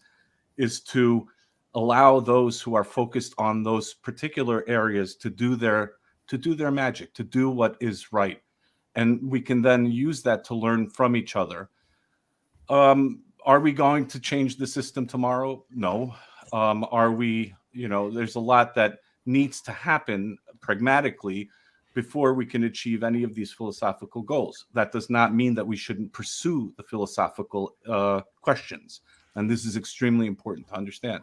How does this, then the next question is layers, right? You have layers of understanding of who you are, layers of your identity, trying to contextualize your position in as your nationality, your faith, your community, your family. All of these things are very important questions. Your soul is an important layer of your identity, who you are, right? So there's so many questions that we have to figure out. And so we have to rely on each other, on working with each other to answer these questions.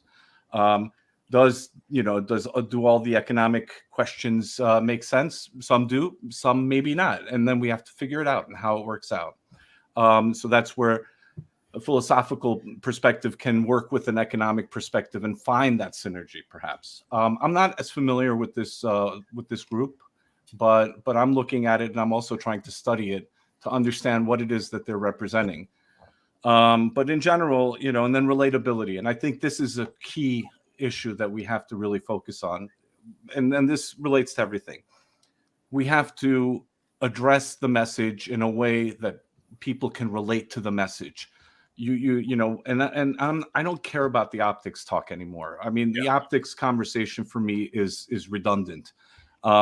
Whether it's good optics or bad optics is irrelevant because every day they move the goalposts. So what's it going to be? In 10 years, they're going to say, forget 10 years. What, in 2 years, they're going to say, something that was conventionally accepted as a moral position today in a year. Well, we're already there. I mean, what am I saying?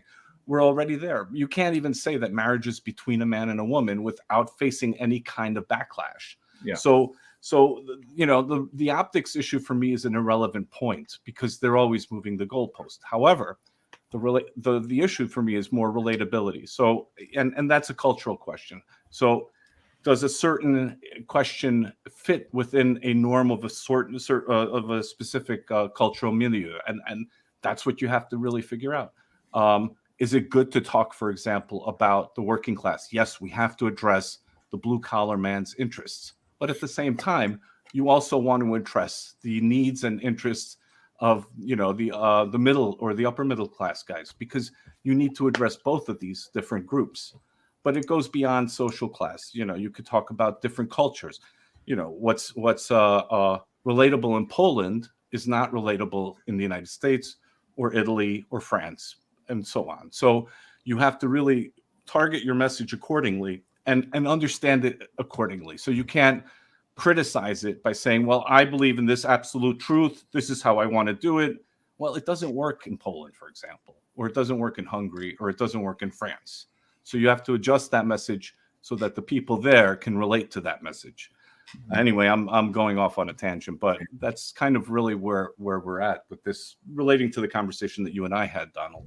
Yeah. It's Tyler.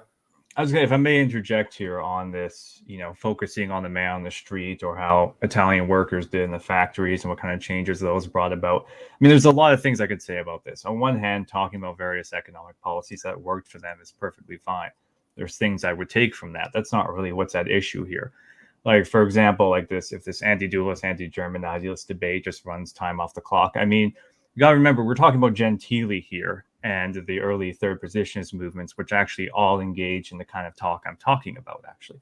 They engaged in these kinds of philosophical questions. They had ideas behind them. I mean, that emerged out of former Marxists seeing, okay, well, this isn't really working for us. We need to rethink this. And they brought in Hegel, and they brought in the idealists, and that's where you get Gentili's philosophy from. And so they engage in these philosophical questions. Those two things aren't at opposite of each other. And so when we're saying, for example, we got to understand the origin of these ideas, we're not just talking about, random philosophers. We're saying, okay, like we engaged in on the show, we talked about the origin of political economy and the kinds of ways in which it constructs a false sense of permanence, in the sense that it acts like it's discovered these truly abstract laws of nature which are embedded into the economy. And so you simply have to do theoretical work with an understanding that these laws are laws of nature and those are laws that are universal. So where does this apply to us? Well, it's actually very much directly engaged in how we organize things economically and talking about the average person, because we're asking the question of what kind of ideas are we beholden to when people make policy, and why do they seem that they're so impossible to overcome? It's because we have a long history of ideas which install a kind of permanent foundation, which is taken to be unquestionable, which is at the heart of both Marxism and liberalism. And so it's how do we overcome that? When we do a reconfigurement of how we think about these things, and this is, again, the point I was trying to get back to in the first place, is it's not purely negative critique for the sake of it, but it's to put in its place a theological critique of modernity. And so we're able to rethink economics and politics and what political hierarchy is and the like. There's no separation between philosophical interests and the interests of how we organize things pragmatically. The separation is that what are we taking to be ultimately determinative ideas? And if we expose the contingency at the heart of modernist thinking, then we can reform how we think about these questions of economics and politics and political hierarchy and the things like this. Right. So that's what we're getting at. There's no separation. I'm comfortable talking about economic policy just as much as I'm comfortable talking about how Adam Smith and Ricardo, how there's certain ideas play into Marxism and how that same paradigm reproduces itself in all of our economic discourse today. Right. So it's a whole critique of modernity, but it's one that seeks to install something in its place. It's not an avoidance of the interests of everyday people. In fact, I engage with everyday people all the time. And the other thing I'll say is, yeah, the discussion sounds esoteric, but you watch Theopolitics, our show, it's not as much because, we have an hour and a half to elaborate on these things. Right. So that's what I say. There's no separation between these things. And there is one thing also I want to say about you, Donald. You brought up the question of race. This ties back into the work that we do in embodied cognition, which is the perspective in philosophy of mind and cognitive science, which comes from phenomenology, which is the idea that what we call the mind is a composite of brain, body, environment, your intersubjective community, affectivity, the way that your conscious experience is organized according to action, the world, what you can do with something rather than a theoretical engagement to the world. And so where race comes into this is that genetics, race, ethnicity, culture, these things interact in a way which is a part of how it makes us who we are. So why does this tie into the whole anti-dualist thing, and why is that important? Because dualism is at the heart of race denial. That's the point. That's where it stems from. And so we're putting an alternative view of the human in place that accounts for not just genetics, not just evolution, but also contingent cultural intersubjective sedimentations that are layered and layered throughout history, right? And it allows us to rethink these sort of things and put it into dialogue with theology and metaphysics in a way that allows us to push past certain illusions of modernity and the kind of things that they keep us there, such as the rampant individualism, human rights discourses, all these kinds of things. Can I interrupt you real fast? I apologize. I was done. Just as you finish, I say that. How weird. I wanted to say thank you to Lynx for joining us. It's really late in Norway right now, so we're going to let her go to bed. It's lovely having you on the show. Thank you for having me. It's been a very interesting couple of hours, I would say, but it's past 2:30 in the morning, so I really need to get to bed I'm now. sorry. Okay. Again, we love you so much. Thank you for all that you do. And Yes, thank you. Look forward to more great content next year.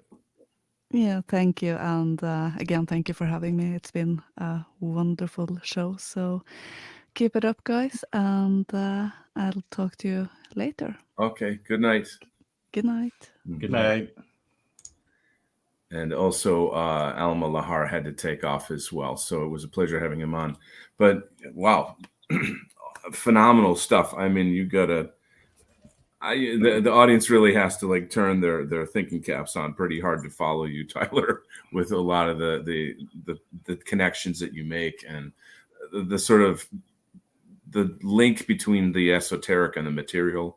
You know, between history and politics and religion. I mean, these are very giant things, and the common person, frankly, isn't really. I don't think they're quite.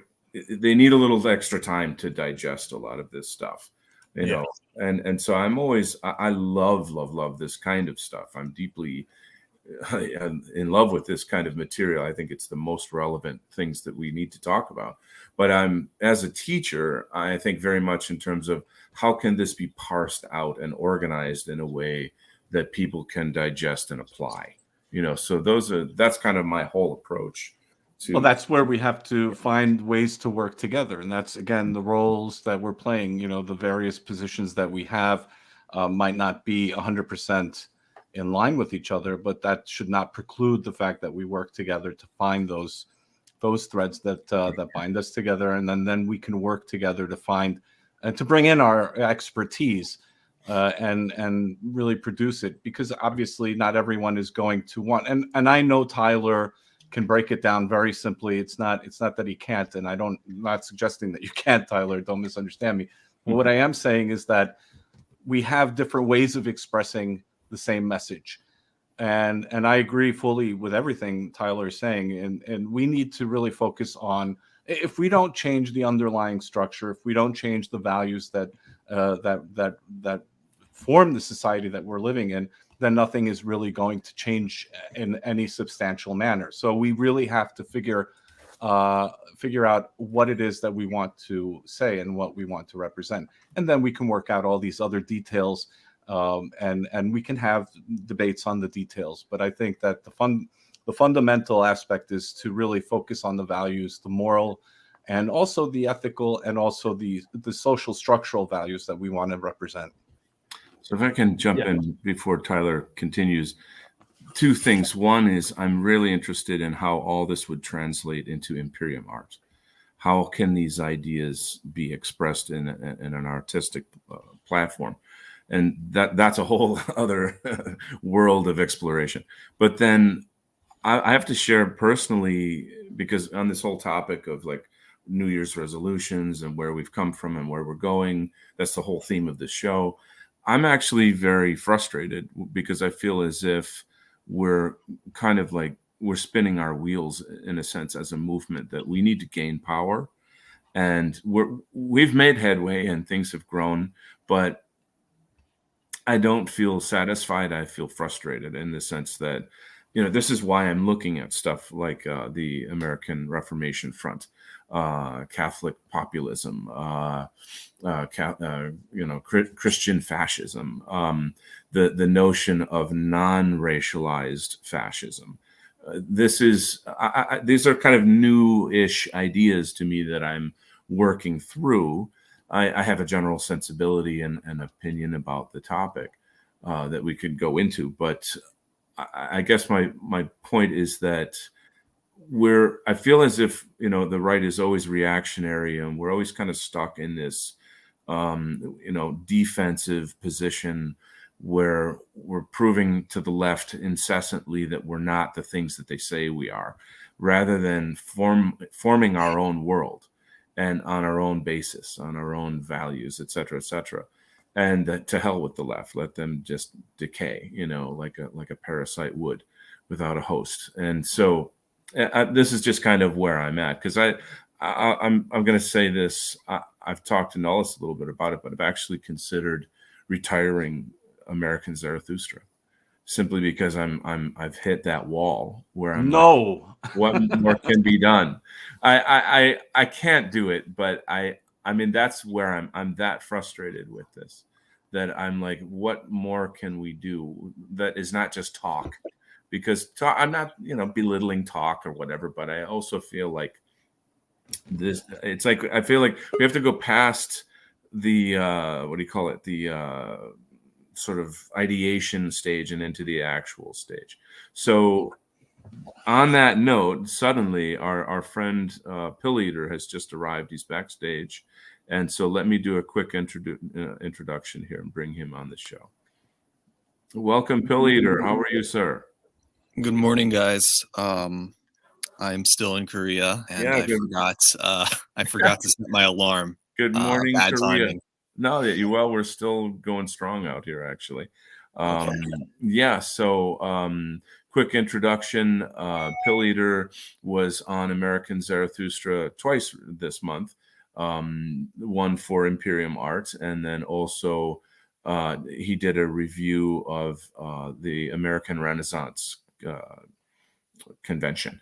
And so that was, both shows are fantastic. I highly, highly recommend the audience go check those out later when you've got a little time. Pill Eater is a prolific creator. He's published his own books. He makes music, all kinds of video commentary. Brilliant guy, just a heavy hitter as far as philosophy, very knowledgeable. Also, I would say kind of quirky and unique. And I call him a right-wing hipster, like a far-right hipster. So really, really plugged in with pop culture, maybe controversial to some people's sensibilities. So we're sort of on the tail end of the show. We kind of went through all the guests, so to speak, that could make it. And right now we're talking with Tyler Hamilton, about his experiences this year with his new show. And then we got off on a really great discussion about essentially fascism. So if I want to pass the mic back to Tyler, and then we'll come back to Pill Eater. So go ahead, Tyler. I didn't mean to cut you off. No problem. All good. Oh, also, hello, Pill Eater. I've never talked to you before. I've seen you in there. Good morning. Yeah, good to introduce you guys. You guys would have a lot of interesting conversation, I guarantee it. Yeah, I've seen you in the comments, but I haven't interacted with you before. But yeah, anyways, what I was getting at is, well, I'm actually kind of shocked that you're retiring American Zarathustra. But back to the point, I'm sorry, I have to do that. yeah, it's true. But these things are multifaceted, right? Like the stuff we do is meant for a certain group of people. it has a wider appeal in some sense, because one thing I've noticed since we've started Theopolitics is I get them almost constantly, messages and comments from people who are completely outside of our sphere and who would never watch any of this kinds of stuff, and they've started to change their mind because of it, right? And so we've made all kinds of connections this way, and it's because we're able to approach things from a bit of a different perspective and shift things up and make people think in different ways, right? So that's actually been a very encouraging thing about it. So there is a sense in which it has a wider appeal, but it also has a slimmer appeal, just because the material is kind of difficult. Like, we take an hour and a half, a show is between an hour and a half to 2 hours. We take a good amount of time breaking it down for the audience so they could get what we're talking about. But at the end of the day, if the right people hear it, then they take that into their realms of expertise, like you're saying, into art, right? We actually have received a few pieces of art that's inspired. People take it into economics, into managing, into any kind of discipline that they excel in, that's practical in the world. Like, there's different roles that people have, and that's fine, right? You never attack another one's role just because it's not the same as your own. This is just something that is multifaceted. There's different kinds of interactions and arenas that this battle essentially plays out on, and we have to be able to excel at all of them, frankly. So that would be my last comment about that. And finally, to wrap up what I was getting to in the first question, is the change where it wasn't enough change, and that's just because of some personal things that happened this year. Once we started Theopolitics, a lot of people got excited, but then I fell off the wagon with keeping it regular. So a lot of plans we had, like launching the journal and the like, that's coming up in 2022. So we look forward to that. But it was supposed to be 2021. Now it's 2022. So we're excited to see where that goes. And it's been great that everyone's been sticking with us and supporting us through all the patience required for the seemingly constant delays of episodes. Now we're in a massive backlog, but things are going good. It sounds like a great show. I'm kind of curious why you left Radex, if you can talk about that. It was mostly because they were heading in the Apollonian direction. Because when I was first in Radex, I had a lot more freedom.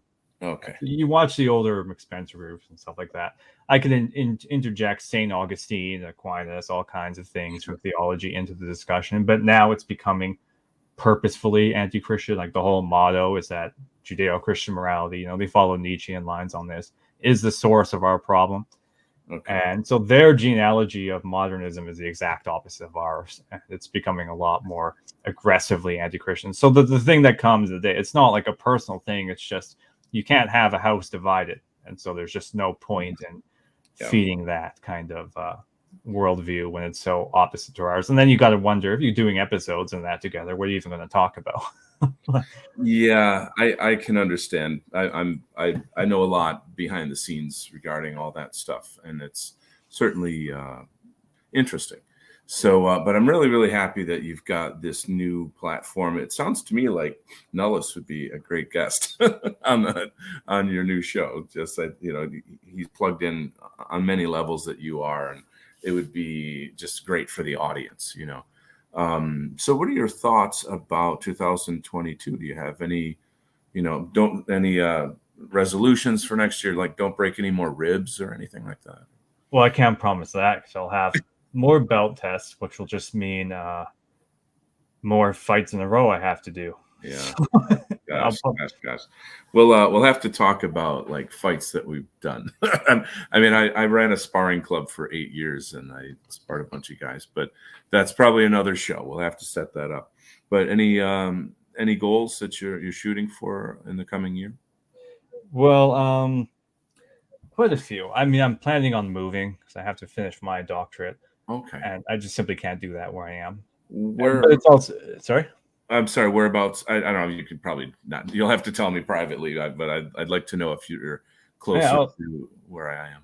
Well, I don't even really care. I'm already public. Like, I probably, chances are either Ohio, New York, or London in the UK. Holy cow. Wow. Okay. So, it's basically go with one of the places that accepts my request. And then after that, it's, just pick where I think sounds most interesting to live.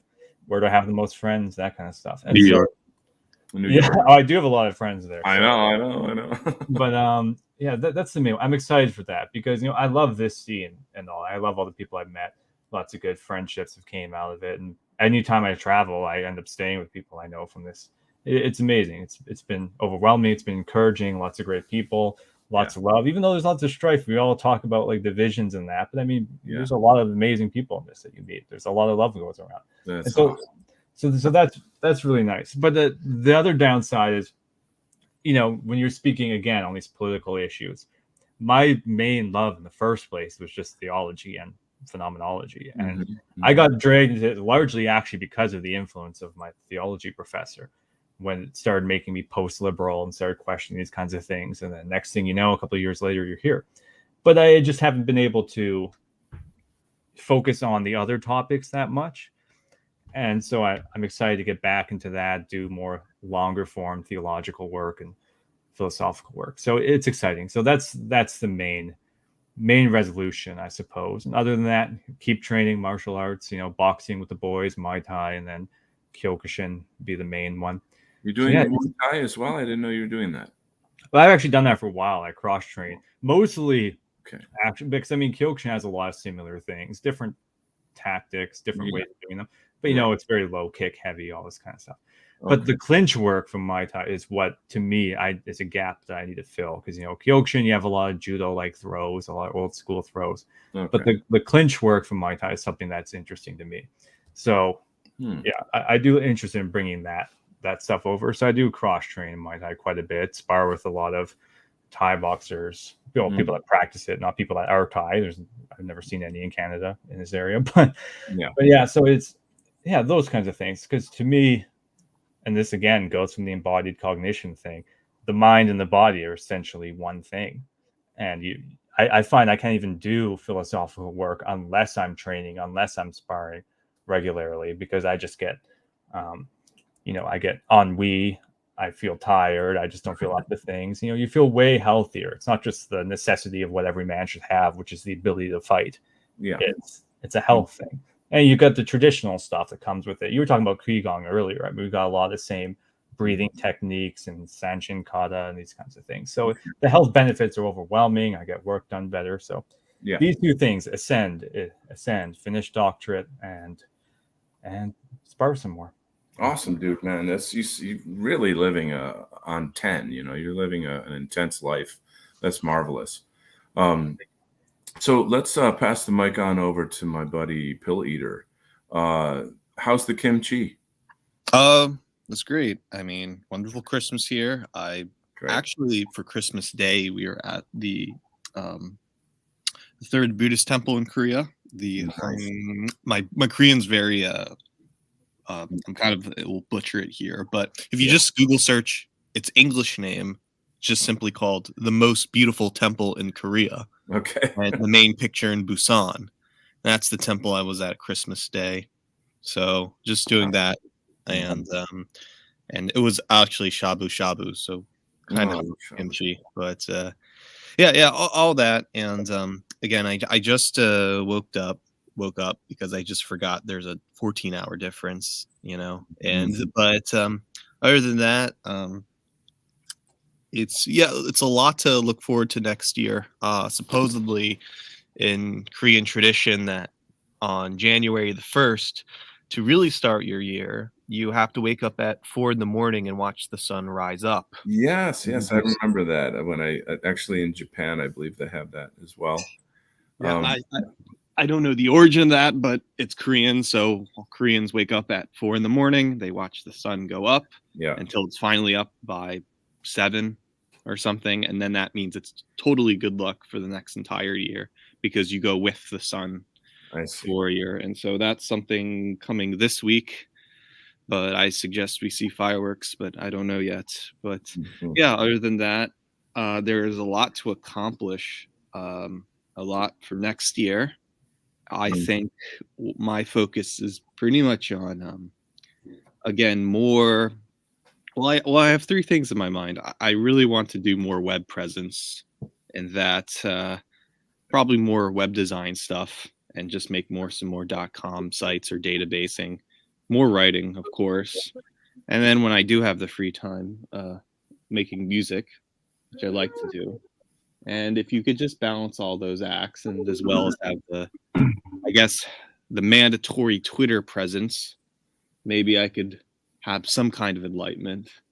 But at that time, yeah, I just hope things will change around by next year and things get shaken up politically. But I can't really dictate that. So we're kind of doing it a little bit backwards here. Let me first welcome on our good buddy Luke Mason, Imminent Rain from the White Art Collective. How you doing, Luke? Hey, doing great. How you doing? Very good. We're so happy. Good to be a part of this. Yeah, we're so happy you could join us. I knew you were teaching Kung Fu tonight. We just had a huge discussion on martial arts. That's awesome. Yeah. Your icon isn't showing. I don't know if you wanted to pop your icon on there. It's so badass, you know. Oh, okay. It's showing on mine. I don't know why it's not showing. You know, the tech issues are just so. Yeah, I know. I was a little envious of our. Was that you, Tyler, that does the clinch work from Muay Thai? Yeah, that is me. Hell yeah, dude. That's kind of a weak area for me too. Like I know how to do the trapping stuff because I'm a Kung Fu guy, and then I had a really good grappling instructor, but as far as like the clinch, all I know is like real basic stuff, you know, like the plum and like some stuff from wrestling, like the duck unders and the arm drags and, you know, real basic stuff. I'd like to learn a lot more of it. I saw this dude, I can't remember his name, but he was like a JKD black belt. It looked like he had trained under like the Inosanto curriculum, but he also had like this Japanese style that was more traditional, that was kind of what his roots were. But he had some really cool clinch stuff. He kind of looked like a bearded hipster dude, but he was in really good shape, obviously. But let me pass the mic back to Pill Eater, and then we'll get to you. We'll ask. Yeah. We'll let you go into detail on that topic. So totally. Pill Eater, you are in Korea now, but last year, or rather this year, during 2021, what were some of the accomplishments that you did? I believe you published another book. Tell us more about the things that you did. Of course, you attended the American Renaissance convention. Tell us about your accomplishments and like highlights from the year. I thought about that too. Well, I remember earlier this year, of course, I was kind of, I kind of can relate to Theopol on this. I just got done graduate school last year during so-called COVID. Yeah. And during that time, it was kind of just floating around and focusing on other things with friends and doing art stuff. But because everybody's, off from work, you can then focus on work that's legitimate and meaningful, and that's art. And so, if anything, I remember just going through an entire rebranding starting in February of 2021. And at that time, I pretty much moved to San Francisco. So all of 2021 was spent in San Francisco, but it's kind of like understanding the state of San Francisco, but also learning and what I'm doing on the internet as well. And I can imagine it's kind of funny is because I'll have, the Substack, Twitter, the kind of more YouTubing, kind of the alt accounts, and putting that all together on Linktree until just 3 weeks ago or whatever. Linktree bans me, I guess. Yeah, I know. And then you got to do a bios links, and it's the same thing, but just understanding that image, and then when you consolidate it down to what you're really doing. I've seen a lot of productions where I literally, if I can recall, started like 2 Instagram alt accounts, abandoned Facebook completely, did another alt Twitter account, have 2 YouTube alt accounts, and just started more on the Substack than anything. And also, again, for next year's project, I have a big cartel.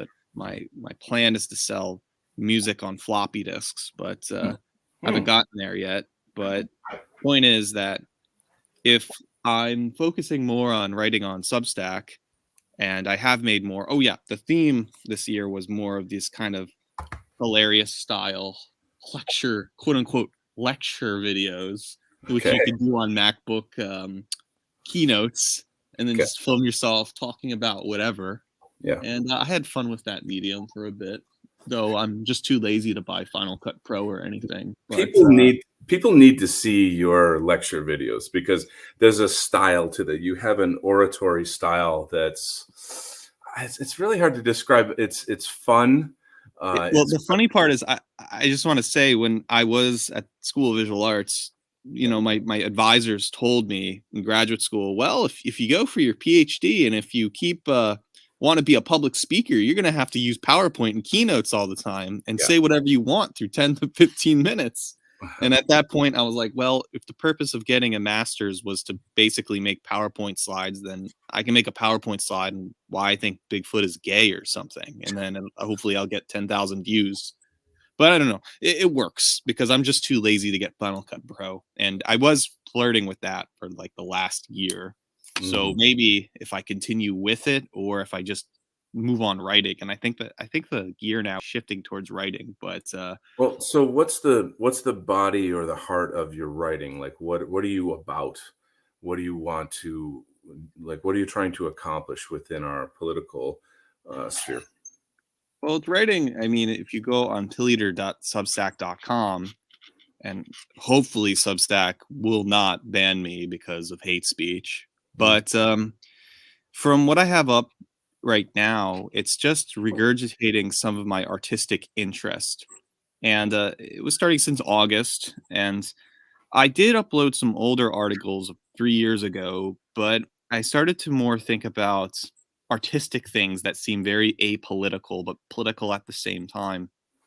Particularly my interest in art direction, what I think about certain political ideas and all that. But I want to be more focused on kind of like everything that what I like, my interests, kind of how I see myself. And recently I've just been, instead of being obsessed with electronic music, board games and whatnot, niche ideologies, I was thinking myself more as like a computer stuff.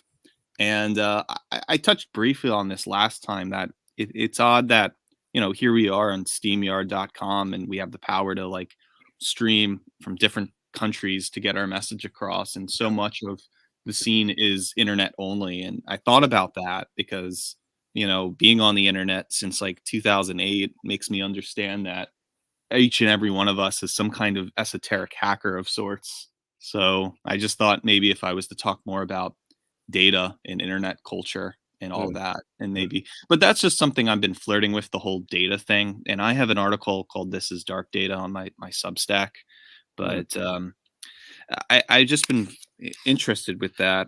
Other than that, Colin Liddell of Affirmative Right actually reached out and he said if I wanted to write articles on his blog spot, I would. But again, I don't know what to write about, so I've been more focusing on all these topics and whatnot. But ideally, I think, is that if I keep writing it, I go on my stream of thought and stream of conscious for this entire year, then by the end of 2022, you might see like a Substack collection book.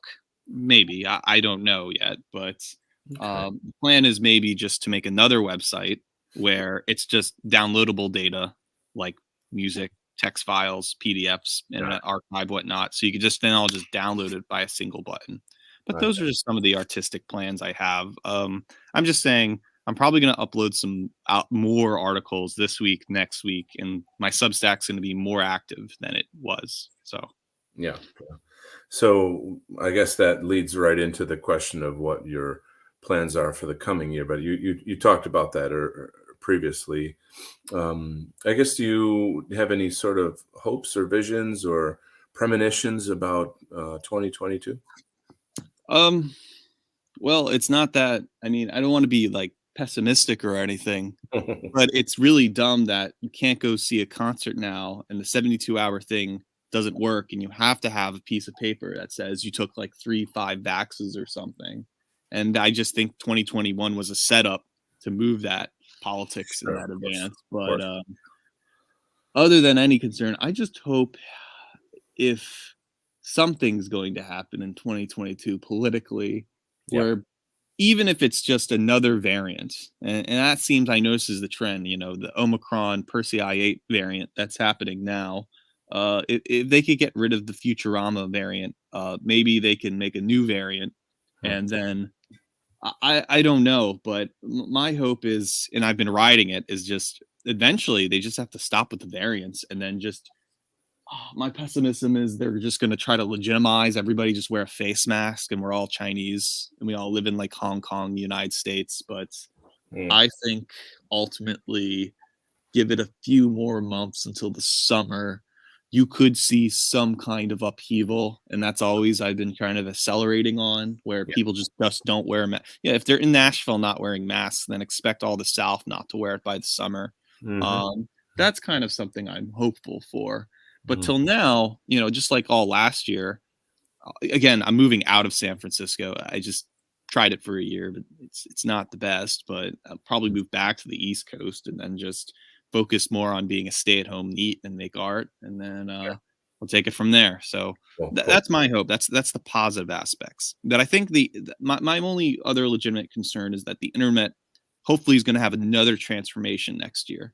That if 2013, 2014, that was the year of the original alternative right publication, then on its 10th anniversary, you'll definitely see some post-alt-right being formed, or some new variant happening on the internet. And that's what I'm kind of looking at the moment. I'm saying, what does the internet and all this hyper accelerating data offer us? And I think that's something to look into. So I am hopeful on that regards. People will resist in different ways. Yeah, true.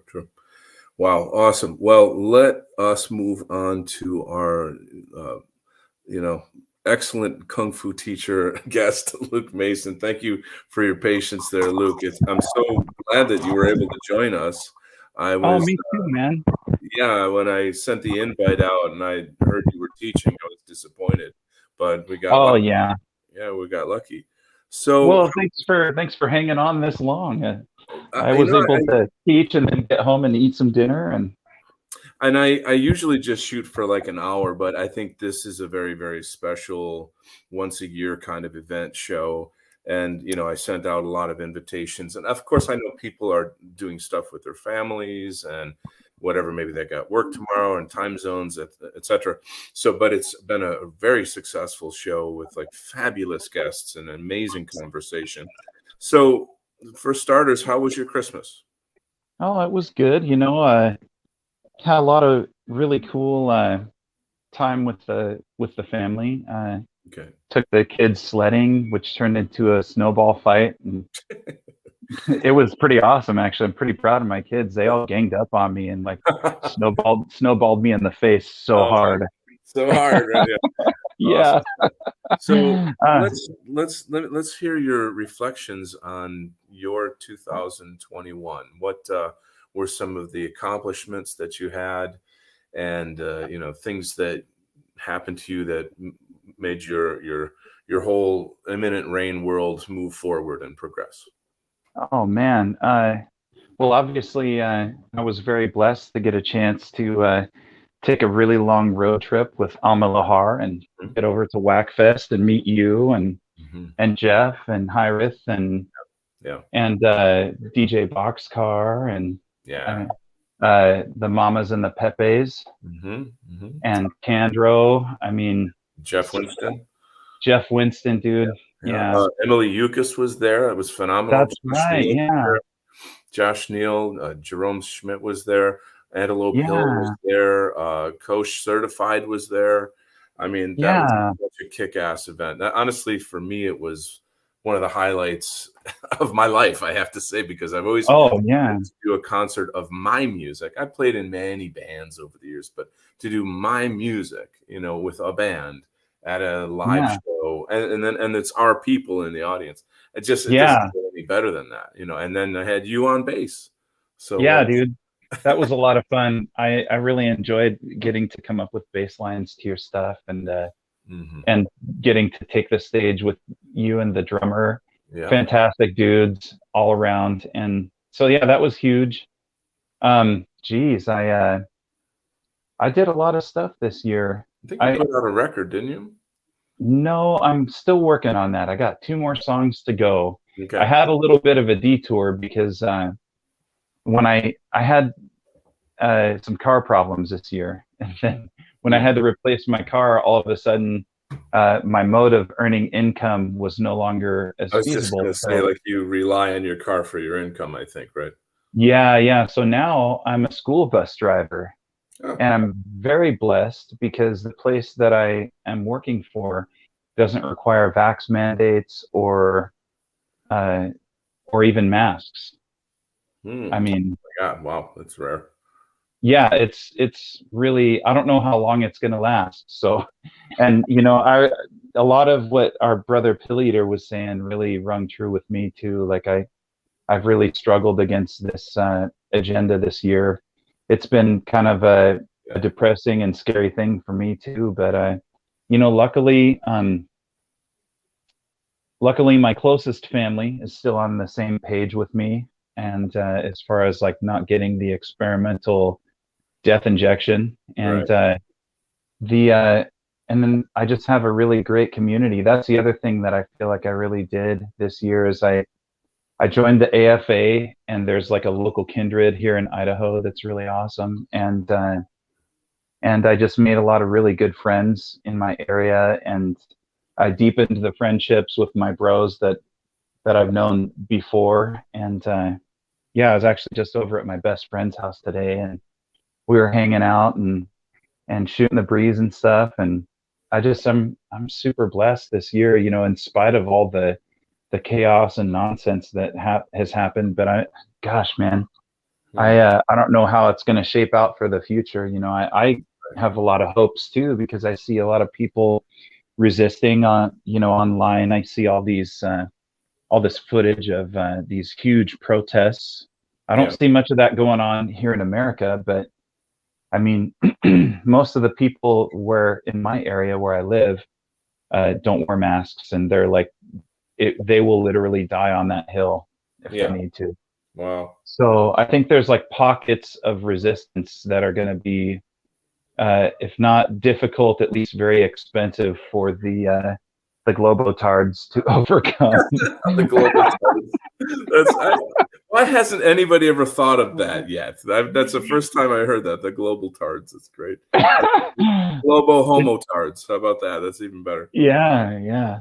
So yeah, man, I just feel real blessed. I'm really happy that I figured out, like, I had to, the economy's bad, so I finally did, like, as a 44-year-old man, had to break down and get the dreaded real job. And actually, I love it. It's funny because, like, the best part about the job is the ornery kids. Oh, that's great, man. I'm glad that that's working out for you. Yeah. So wow. So musically, you've been working hard.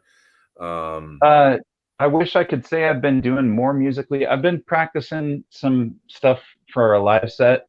I want to get out and busk and do more gigs this spring and do Whackfest again and sound better than I did last year. Mm-hmm. And are there plans already for a second Whackfest? Not that I know of. I'm waiting to hear about them. Okay. One of these nights, the owl is going to come to my window side, and he's going to have like a piece of parchment paper, and then we'll be able to find out. Harry Potter, right? All the owls outside. That's hysterical. Yeah. So, yeah, man. I just I went to a really cool. Okay, so the place where I teach kung fu, is this dance academy. Okay. And I actually took the wife out and we went dancing, and it was actually really good. I was a little worried that with the conflict and whatnot, that she might not get along with my nationalist friends that are there, but it actually worked out really good. So I don't know, fingers crossed, man. Maybe I can turn this thing around. Who knows? Okay, well, I wish the best for you. What are your goals and resolutions for 2022? Finish the last 2 songs of the Prometheus album. That's going to take a whole year. Oh, it might, the way I'm going. No, I think it's just the income situation. I had to get that ironed out first because I can't unfortunately yet make a full-time subsistence off of my music online or anything. You know, it's Sure. I did voice an audiobook recently, but that has turned into like a lot more time commitment than I anticipated. I really like the book. It's really great. It's like an action thing set in the Pacific Northwest mostly, and a little bit in Canada and a little bit in Spain. It's actually a really cool book. Handsome Horse hooked me up with the guy, and the dude has been totally cool with me. And yeah, I got some alterations to make, but I do enjoy doing the spoken word Awesome. content. Well, look, hey, everybody. just joined us, the mighty Yiz, the unifier. Hey. I finally settled. I had to work about an hour longer than I thought today, but as promised, I said I'd be on if I could, and I could. What a pleasure. I'm so glad. Well, and I don't normally go this long with shows, so that it's kind of all worked out. I was like, Luke was able to pop on. Pill Eater made it as well. We're just missing Josh Neal, unfortunately, but it's so great to see you. How's everything going? Yes. Honestly, not great, but I don't want to rain on the parade. I just want to be here to love and support everybody and give a good howdy to everybody. I hope that everybody had a wonderful holiday weekend. Good to see so many wonderful names here already. I see the old Luke Mason, Nullis, Pill Eater. I don't think I know Tyler Hamilton. Hello, sir. You've never met. Wow. Well, you're going to have to listen to the playback of the show. Tyler is a heavyweight superstar in the white identitarian sphere. The name looks familiar. I think I've seen him on podcasts before. Samster Wignat. Is that correct, Tyler? Yeah, I mean, you probably see my name from broads in the comments saying how handsome I am. That's probably formerly associated with Radex, and he's just produced tons of great work. Very good. He's been on Imperium Art and et cetera, et cetera. So there's certainly a kinship here, you know, with Tyler's content and what Nullis and I do as well. But so what are you guys talking about? Well, what did I jump in on? Well, the theme of the show is reflecting on this year, what we've accomplished, and then what our goals are for next year. Sort of a end of the year party. And Luke was just kind of wrapping up on his stuff. Luke, you wanna give any final thoughts on that? Oh yeah, man. I just wanted to say that I'm gonna do a lot more music this year, and a lot more kung fu, and I'm gonna do it all so hard. That's the way, man. That is the right attitude, my brother. So Yiz, I'm so pleased that you could make it. I really am. I think you're a superstar. You're so important to our culture. Your energy is incredible. Oh, come on now. You're don't be so modest. It's true. You know, you do great stuff. You give people stuff to laugh at. You give us the kind of, I mean, we're in a tough time. Things are pretty dark they sure are with this stuff. And you know it, we all know it. And it's not easy for us content developers to kind of come out shining and smiling all the time either. We're people, right? We're people too. We have our struggles. Yeah. But, the thing I've been struggling with that makes me sad this time of year is I came to this. And when I say this, I mean realizing everything we've been told about not just World War II, but everything before that being a lie. Yeah. Like, I came to all of this very late. I was in my early 30s when I started going down this path. Okay. But deciding to become open and vocal about certain things, it has basically cost me everything. Wow. And I don't even have a good relationship with my husband anymore. I barely have a functional relationship with my family. And all of this has been a heavy cost. And I would like to sit here and say I pay it gladly, but I don't. I miss what I've lost. I miss who I used to have. I miss who I used to be. But I'm still convicted. And there are just some truths and some things that I think that a strong person of good character can't put down once they discover.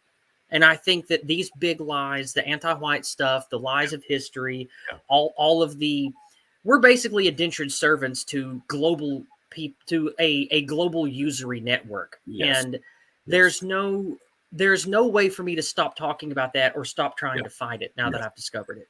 I am so parallel with you. I'm so next to you on all that. Hardcore. And and one of the things I said on your show is, when I discovered all of this, and then it all really hit me about 3 years down the journey of, what was actually up.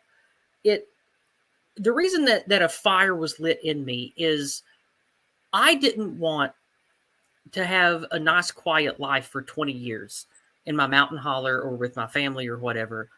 And then when I'm 60 or 70 and too old to really do much, I don't want my last thoughts as the government or the anti-whites or the hate mob or whatever is coming to burn down my house and murder me.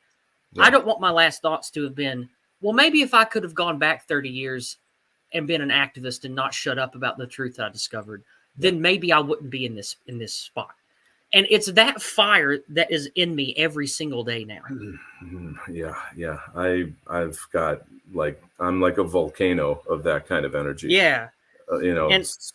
And I do my best to light that fire in others, because there's a lot of different phrases in history about how all that takes for Satan to take hold is for the inaction of good men, or the cessation of what's holy, or there's a bunch of different ways to say that. And I think that we need to light that fire in all of our people that can have that fire lit in them.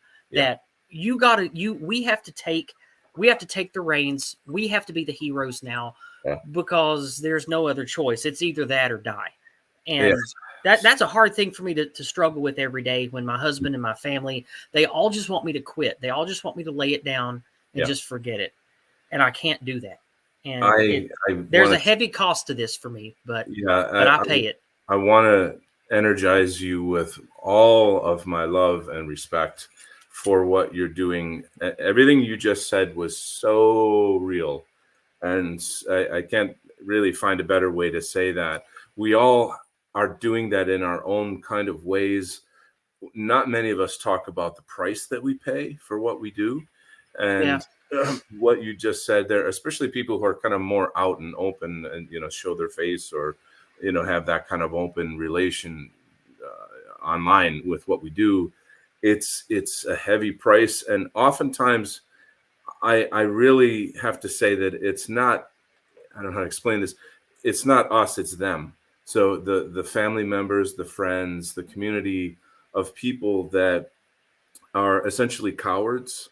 They're people that were brainwashed, and they are like intellectual infants in a sense.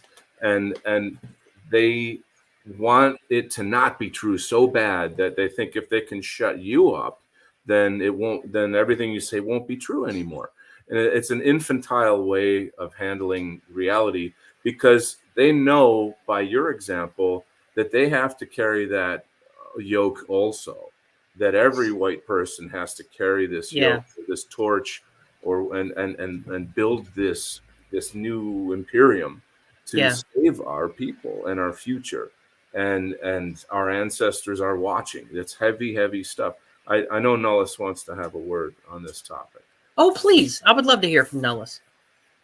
Well, first of all, I just wanted to say hello to Peter, Luke, and Yiz. I don't think I had a chance. I wanted to wish all of you a Merry Christmas. Merry Christmas. Merry Christmas, brother. Thank you. And happy Yuletide to you, brother. Thank you. I really maybe should say that I'm somewhat older than pretty much most people. I mean, I know I have a youthful voice, but and of course I'm almost as handsome as Tyler, but all things being equal, I've experienced firsthand the fall of the Iron Curtain. I've experienced firsthand the revolution in Romania. I wasn't there. I want to really make this clear. I just experienced it because I knew people that were there. I was in Hungary when they had the first great get together to honor the heroes of the Hungarian Revolution of 1956. That was in 1989, I believe, if I'm not mistaken. So I grew up in a nationalist home. I grew up in a nationalist milieu.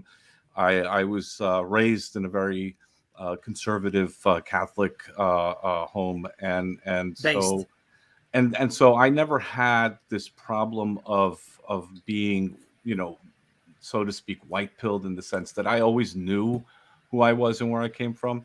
I always understood that, but for me, it's always been a struggle, fitting in with the society around me that I saw gradually deteriorate over the decades. And I'm talking from the late 80s all the way to today. And I saw it back then, but I didn't want to admit it.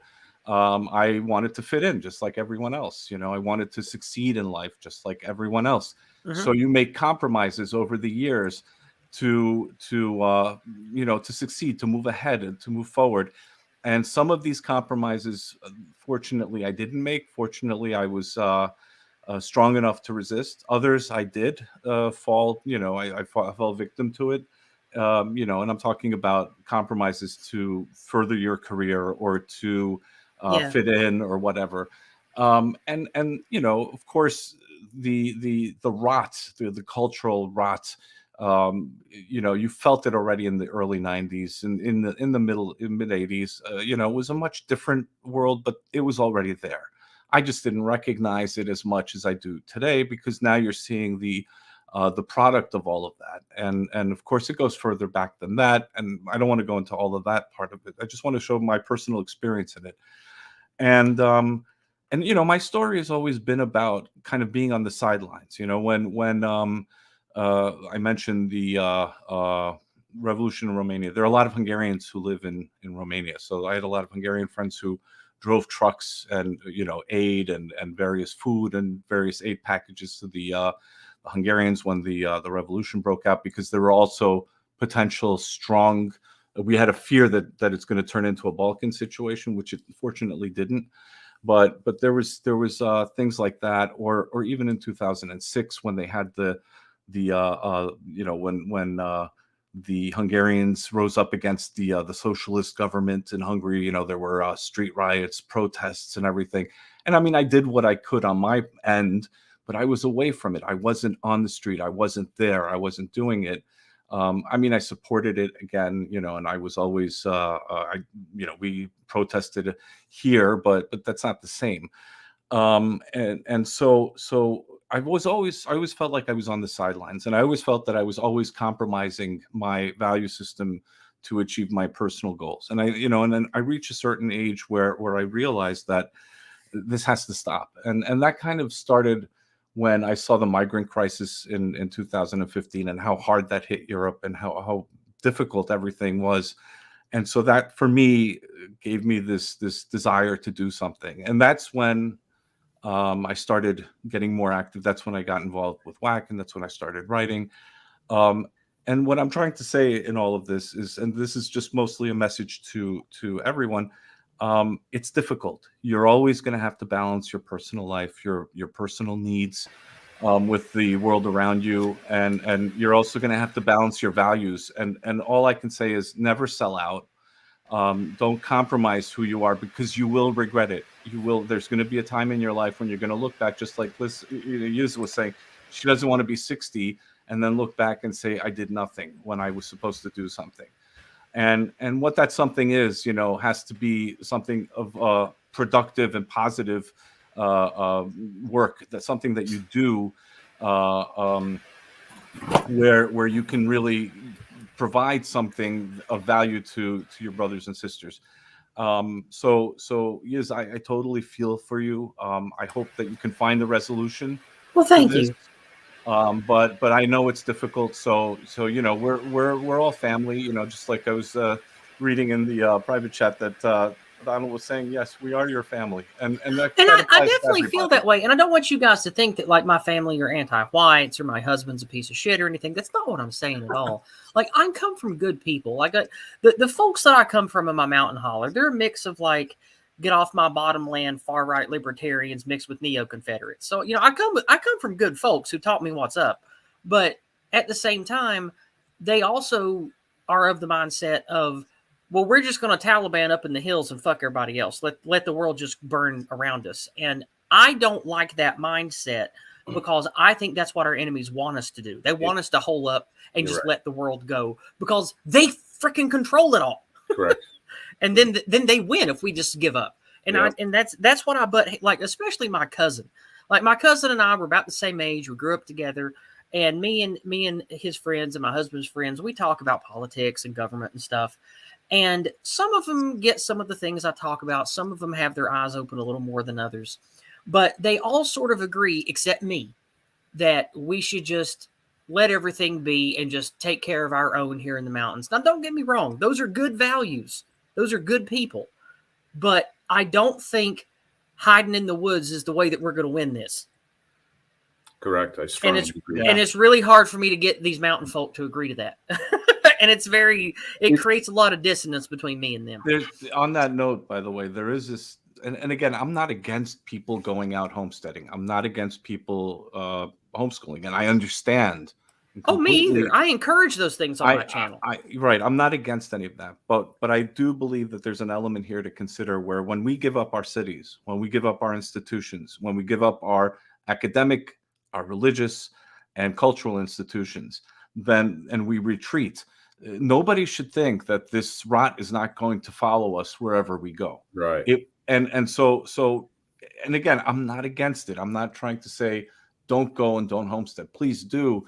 If you can find a way to be self-sufficient, there's always, in whatever way you can be self-sufficient, I encourage it. I don't want anyone to think that I'm against it. But there should be also a segment in our community who say, no, we have to stay here. We have to fight this fight. We can't move any further. And so we need to find ways that we can support both, and not say one is the best solution or the other is the best solution.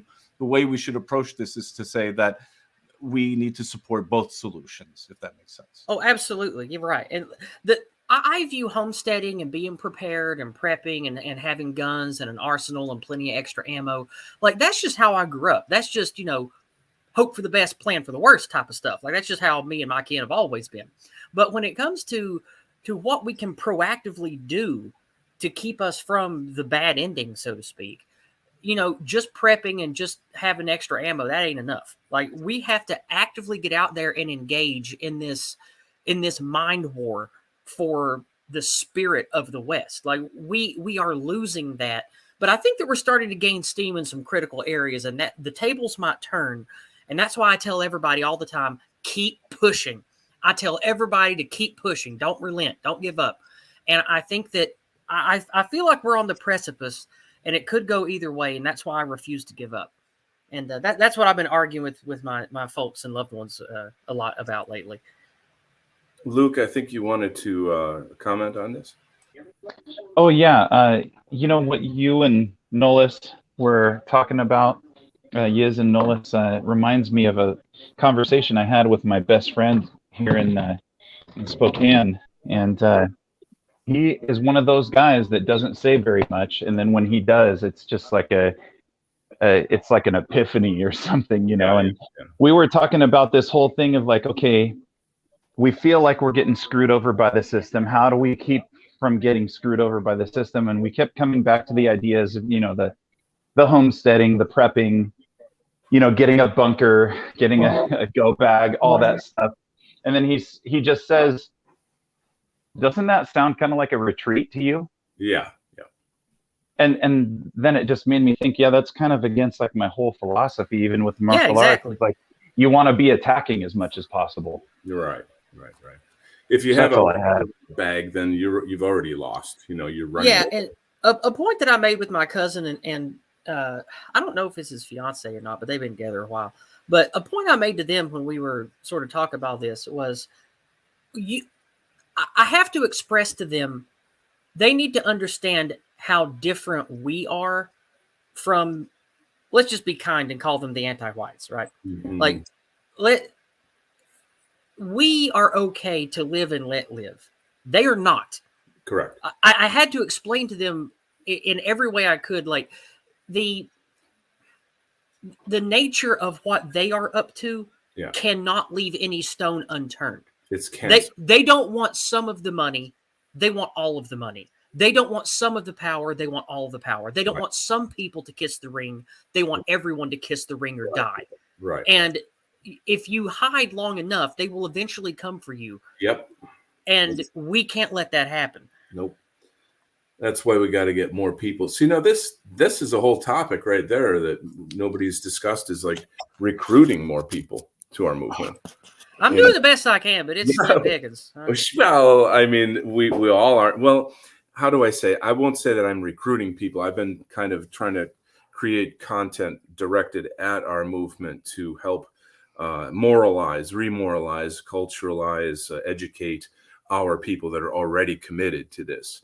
But maybe 2022, that should be a part of our mission. Maybe we should collaborate and come up with some kind of like goals for 2022 that will move us forward collectively.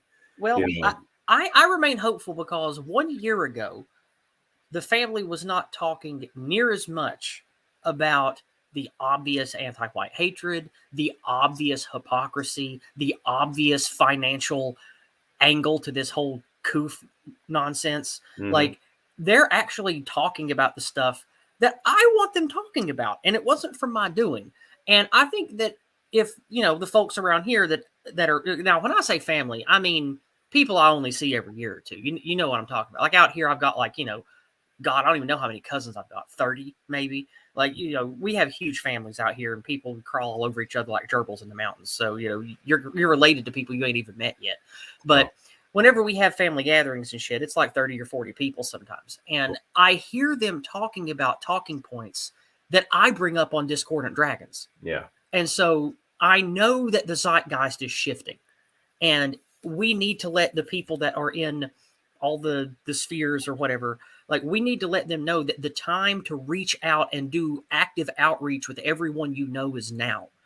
And that's why I push Jason's Go Free method, is because that is the best way I've found to get regular folks that you have minimal contact with, give them a few words, give them a couple of, what Jason calls mean curatives, give them a couple of ideas, and they might ask for more. That happens to me sometimes. And when that happens, that's the spark of interest. And then you can open the door and let them in a little closer and tell them some more stuff. And I think we all need to be actively doing that in all of our circles, because I feel like that the time is coming to where it's going to be, S or get off the pot time. And we need as many of our people concerned and dedicated and networking together as possible. I just want to add to that. First of all, I think that there are a number of different ways to approach it. I think Tyler has done an excellent job in his own way of providing that answer to people who are looking for that answer. We're reaching a point in history where people are asking questions and they're looking for answers.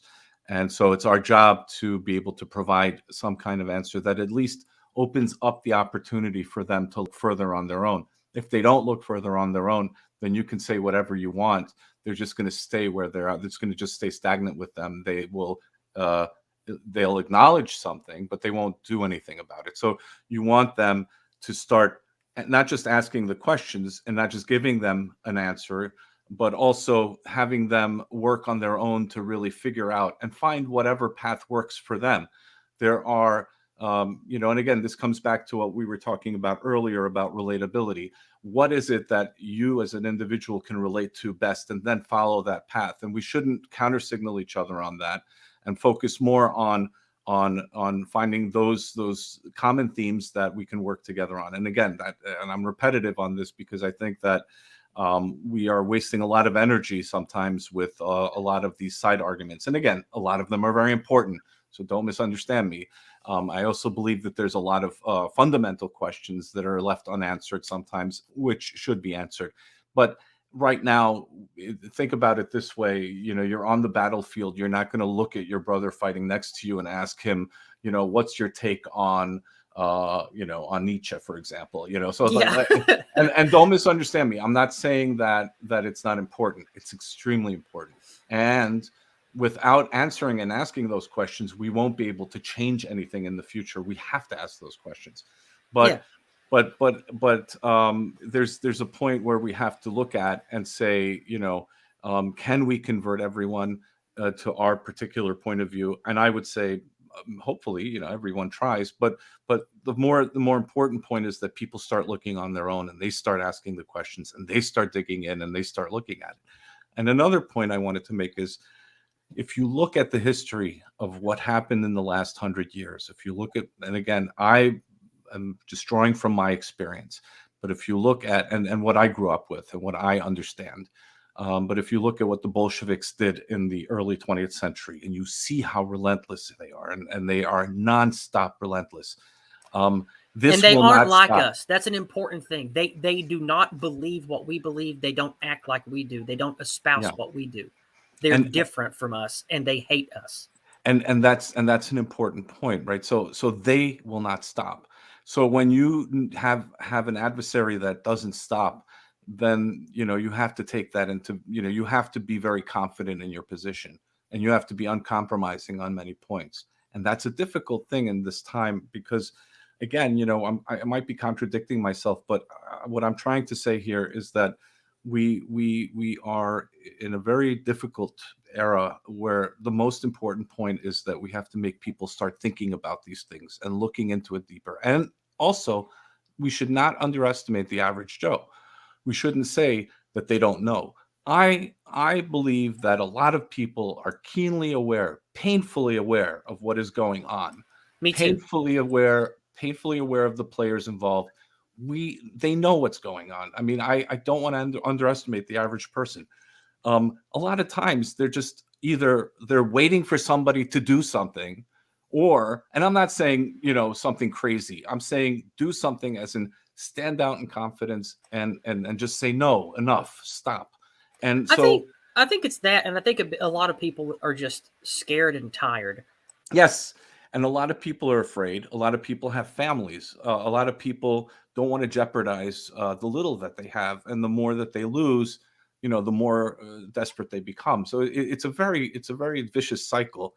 And then you also have people that know and deliberately don't do anything because it's not good for their own personal interests. And so you have a whole bunch of different personalities involved. And this ties into, and again, I don't want to dominate this conversation, but I just want to finish up with that and say that, we have to look in the mirror as well, as a society, as people, as nations of European descent. We have to look into the mirror. We have to ask ourselves, how did we let this go this far? How did we let this degeneracy rule? How is it that we allowed this to happen? And this is our fault, because when, and Donald and I were talking about this privately, and when we are weak, they are strong. But when we are strong, they are weak. And that's how we need to think. And we have to take a serious sort of a tally of everything that we've done. And I'm not trying to blame ourselves. I'm not trying to say that it's our fault. And I'm also not trying to say that there aren't other elements that are involved in the subversion. But what I am saying is that it's our fault that we're weak. It's no one else's fault that we're weak. Wow. That's a heavy showstopper. All right. No, it's a big topic. And I think that modernity has made us weak. I think that in some weird way, but part of it, I look back and I think like World War I, World War II, Vietnam, these were totally unnecessary wars. We've been thrown into the furnace, into the meat grinder by the global elites, the banking elites, for how long? And, I don't know, technology, everything happened so fast in the past 100 years that how could we even have been ready for it? Another good phrase for them is a Malthusian death cult. Well, could you describe or explain that or define that more clearly?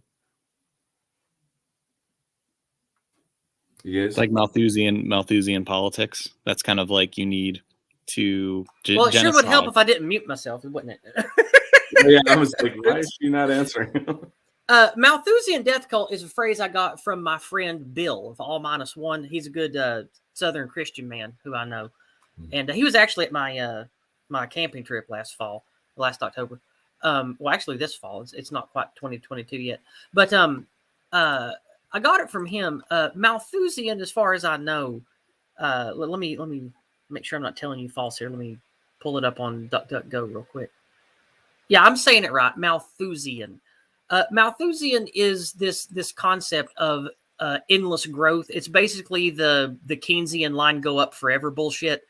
And I think that he uses that phrase Malthusian death cult because they're never the answer to how much is enough never comes. That question's never asked. Like I said earlier in the thing, or earlier in the chat, that they want all the money, all the power, et cetera, et cetera. They will leave no stone unturned. They won't leave us alone, et cetera, et cetera.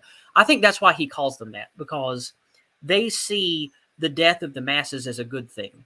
They want most of the population to die off and be controlled. They want as many people to be discardable cogs in the globalist money-making machine as possible. And I think calling them a death cult has a good ring to it, because it comes off the tongue as a very obvious evil thing, and the word Malthusian just sounds cool. It sounds like you're calling them something like something that Tolkien would write about the bad guys. Yeah. Well, and make no mistake, they are the bad guys that Tolkien was talking about. No doubt. The death cult is perfectly said, and I think that the best way to hide that you're a death cult is to claim that you've been the victim of a Holocaust, and that you are forever that victim, and you're known for that, because then you can do the Holocaust on the rest of the world. We're not victims, Donald. Right. I'm not saying we are. I'm not saying. I want to make a point to the audience to say that we have to get ourselves out of this victim mentality. We are not victims. We are heroes. Right. We are not reactionary. We're actionary. We're people who come from a long tradition, and that tradition is what we represent. We cannot say that, we're gonna victimize ourselves and blame somebody else or whatever. We acknowledge that other people are doing us harm. We acknowledge things that we focus on doing in 2022. We should, but we have to focus on being heroes. We have to become the real heroes, because the enemy thinks that they're the heroes. And if you look at it artistically, then the hero, the villain is always someone who believes they're the heroes.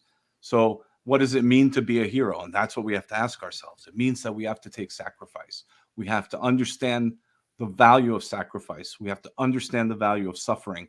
We have to understand and appreciate it. We don't have to have it's not a fetish. It's just something that we have to understand and acknowledge and accept. If we do not accept this, and if we do not accept the fact that going forward it's going to be difficult, then we're not going to make it. I hate to say it. And we have to take this very seriously. So again, a lot of these things are found in our European traditions. We don't have to go anywhere else. It's all there. And so we're not victims. I am not a victim, and I refuse to be a victim. Me too, brother. I am not a victim. I refuse to be part of that cancerous. I don't know. Like a lot of the friends I've bumped into and made along the way, they seem to have this defeatist victim mentality, and I think again that is the enemy winning in their heads. I think that's what they want us to be. They want us to. See, that's a bit. Well, I don't want to talk a bunch of mess. I know this is on YouTube. I want to behave myself. I hear you. I'm just feeling like all of these ideas should be manifested in our arts, in our blogging, vlogging, in our literature, in our projects as we move forward into 2022, knowing all that we know and bearing the weight that we bear. If we are working together more and having more conversation about how can we collectivize and strengthen, kind of come together as the bundle of sticks, as they say, that kind of fascist type symbolism here, and then show that heroic spirit, demonstrate it, that should manifest the victory that is rightfully ours. Yes.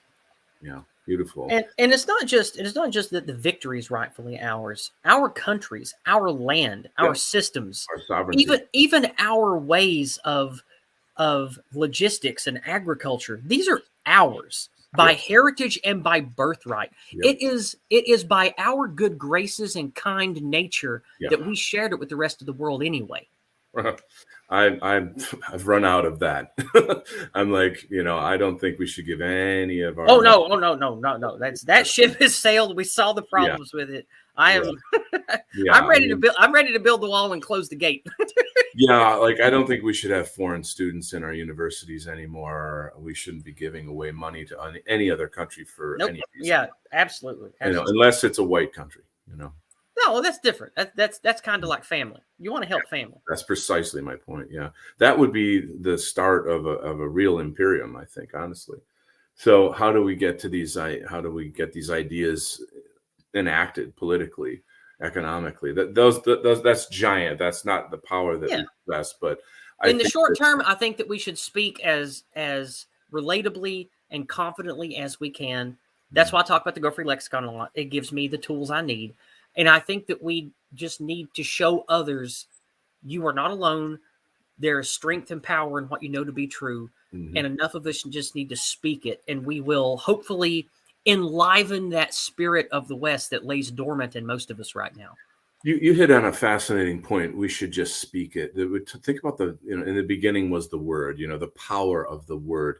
Look at how much the left focus on dialectic and twisting everything inside out and backwards.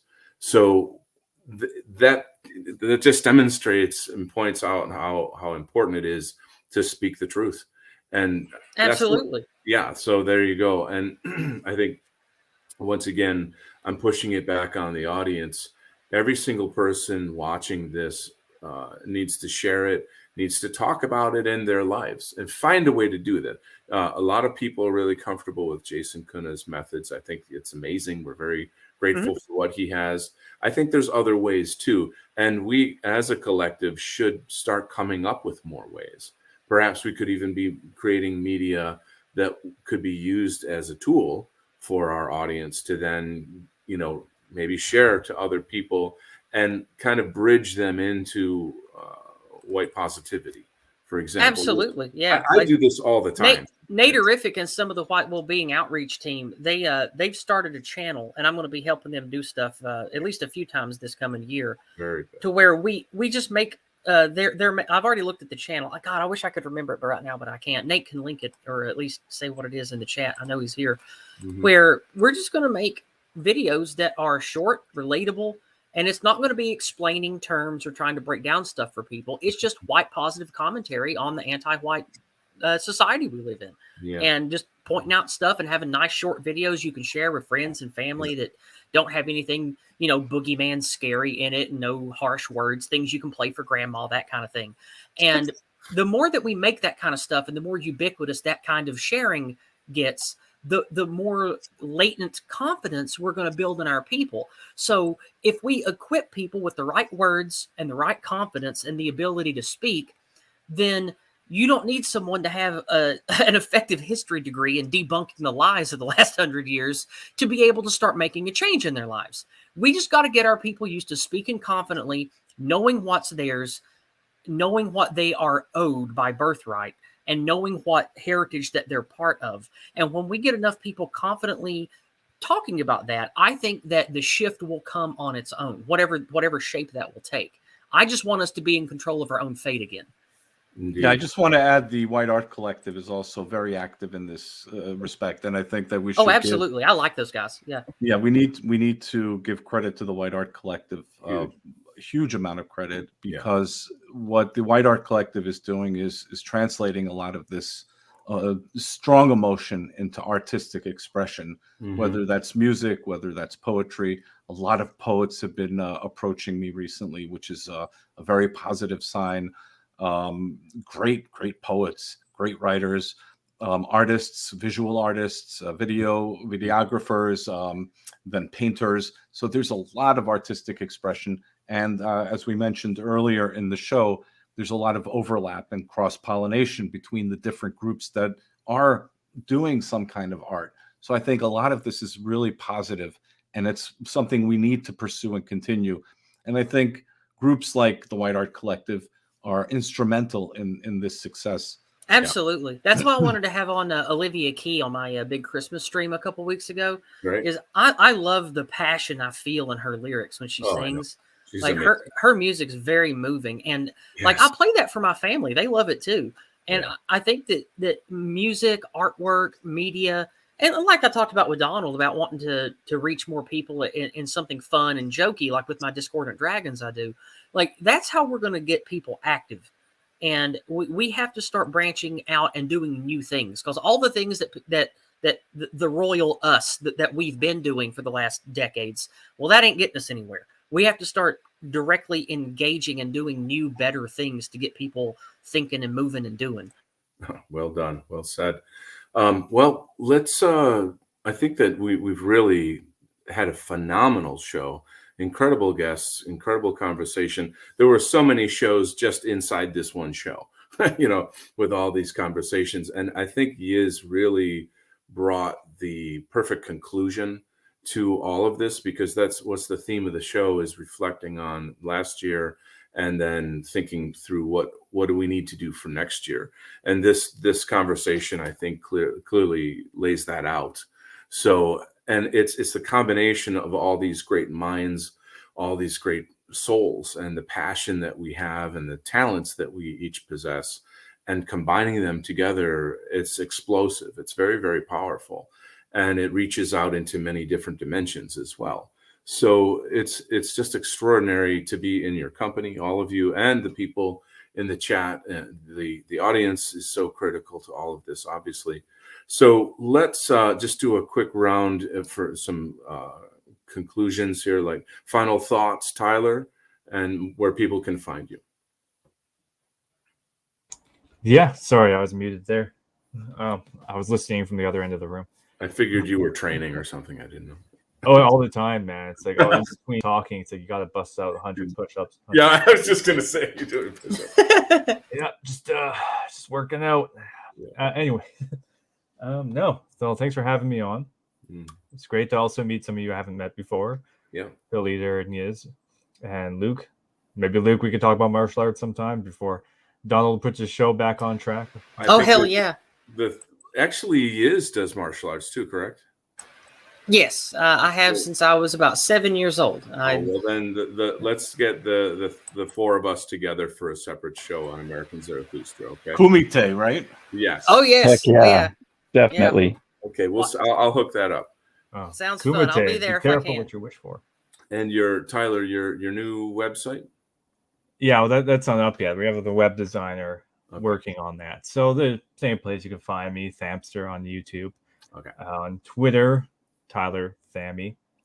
And yeah, we're still finishing up our series right now that we're doing on the genealogy of modernism and secularism. That will be done soon. And we're going to move on to some other interesting topics, but still within the same general milieu. We also have a lot of interviews coming up and launching that journal. There's a lot of stuff to be excited about. And Merry Christmas, everybody. And thanks for having me here. And thanks for all you do.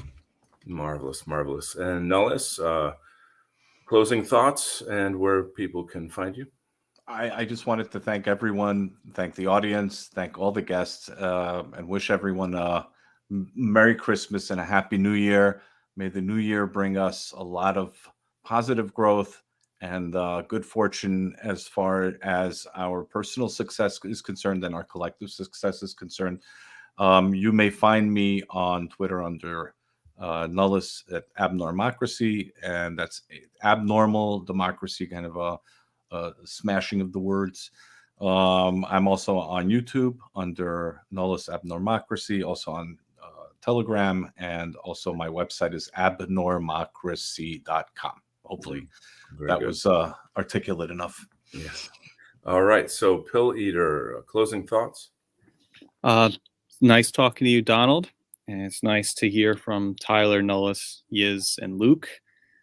This is Pill Eater. You can find my main link hub at www.pilleater.com or my videos at youtube.com/pilleater. I have a link website, which is bio.link/pilleater, but you can easily find that on my Twitter at twitter.com/realpilleater, or even just Substack is pilleater.substack.com. It's always nice to hear from you guys, and I'd love to be back on very soon. So, Merry Christmas to everyone, and hopefully this will be a happy 2022. Indeed, Hopefully. indeed. And expect to see more Pill Eater on American Zarathustra in the coming months. So, the mighty Luke, imminent rain, what words hath thee to close us? Well, you can find me on RedTube/Van Memories. Just kidding. Just totally kidding. It's something I used to say to harass my bandmates. No, but seriously, I made a new friend. He's a Tennessee guy who can absolutely shred on guitar. And we're kicking around possibly doing a project in the future. His name is Bass Guitarist. He's pretty popular with the Groper crowd. Oh, great. And the dude is just an amazing virtuoso guitarist, and he's like a really cool bro too. He's just awesome. Excellent. So yeah, made a new friend in him kind of recently, past couple months or so. And yeah, I mean, I'm on the normal platforms as of yet. Still haven't gotten permabanned for the second time around. You know, Twitter obviously, and YouTube, and I'm also on Telegram, and as Imminent Rain on all of those, or Luke Mason So Hard. And then also what was the other? You're in the White Art Collective as well? Well, we lost your audio. I think we lost him. Yeah. Oh, okay. Well, I don't know. Oh no. Well, oh, he's back. Okay. Yeah. So anyway, a very blessed Yule and a very happy New Year to all of you. And thanks for putting this together, Donald, and for having us all on. It's an honor to be a part of it. My pleasure. And Yiz, closing thoughts, where people can find you? Well, I would share my nifty link tree, but I got purged in the I mean, I lost it in the recent purge like a lot of us did. Right. I haven't put together that new bio thing yet, but I will. You can find me, Yiz the Eunuch, at Odyssey. I have a BitChute, but I haven't updated it in like a year because it stopped letting me upload. YouTube, of course, I'm heavily suppressed. You can find me at my new Twitter because I also lost my Twitter recently in the annual purge. Yep. I am Yizcognito now over on Twitter. Nice. And you can find me on minds.com, Gab. You can find me pretty much everywhere. I'm fairly active on Telegram. But this coming year, I don't know how things are going with my job contract that I have. I might re-up it if they're willing to make some concessions at the end of January. We'll see. But regardless, I'm going to do a white positive gathering, a big barbecue potluck type of get-together shindig type of thing at a local campground here where they have big tables you could rent. That's going to be at the end of March or in April, and I'm inviting all the white positive folks I know to come hang out and, you know, just talk and share fellowship. And then next October, I'll be doing my Patriot camping trip again. And, you know, 20 or 30 of us, we're going to go out in the middle of nowhere and hang out and shoot guns and talk about hating the government for a few days together. Nice. Little bushcraft nationalism, right? Oh, yeah, there you go. And I plan on doing more morning walks, which is where I just speak positive, share my mind, take a nice morning walk through the little Appalachian Shire I live in out here. And you can look forward to more of those. And if I can get it going, I do have a new video series I'm going to launch called Rising from the Ashes, which is where people that have the stink of this terrible world we live in on them, and they came away from those ashes like I did to this white identity concept that I've come to. I've got 2 people lined up for that series, and I'd like to have more, and hopefully I can get that together at some point this year. So that's what I've got going on. I'm not going to be very busy online for the next few weeks as I try to feel things out and decide what to do this year, but I'll be around. I'll be on streams, and you guys will definitely see me in the funny paper, as they say. Awesome sauce. So this has been a spectacular show. I want to thank my guests who came out: GC, Full Moon Ancestry, Brant Danger, Jack White, Alma Lahar, Links in the Shadows, and of course everybody here. It's just been a fantastic show. I want to also give a really special shout out to my regular fans on YouTube. You're in the chat and you come to all my shows, and you guys are really the heart of American Zarathustra. The fact that you guys love what I do motivates me to do more, and especially at the crossroads that I'm at right now, that's really important. So I want to, give my love to you guys a lot. What you contribute in the chat is really important. It does not go unnoticed, and I just want to, and I can't really thank you enough, honestly. So Donald, we're not letting you go. Just keeping. There's no way. We're gonna just have to just find chains, and we're gonna anchor you to whichever platform you're gonna be on. You're gonna kidnap me and make me do more shows. You're gonna be a permanent American Zarathustra. All right. Well, I won't resist then in that case. So yeah, let's wish everybody a wonderful, happy new year, and a lot of positive and powerful new content coming in 2022. Everybody have a blessed evening and a wonderful tomorrow. Take care. Bye-bye. Merry Christmas. Merry Christmas, everyone. Merry Christmas.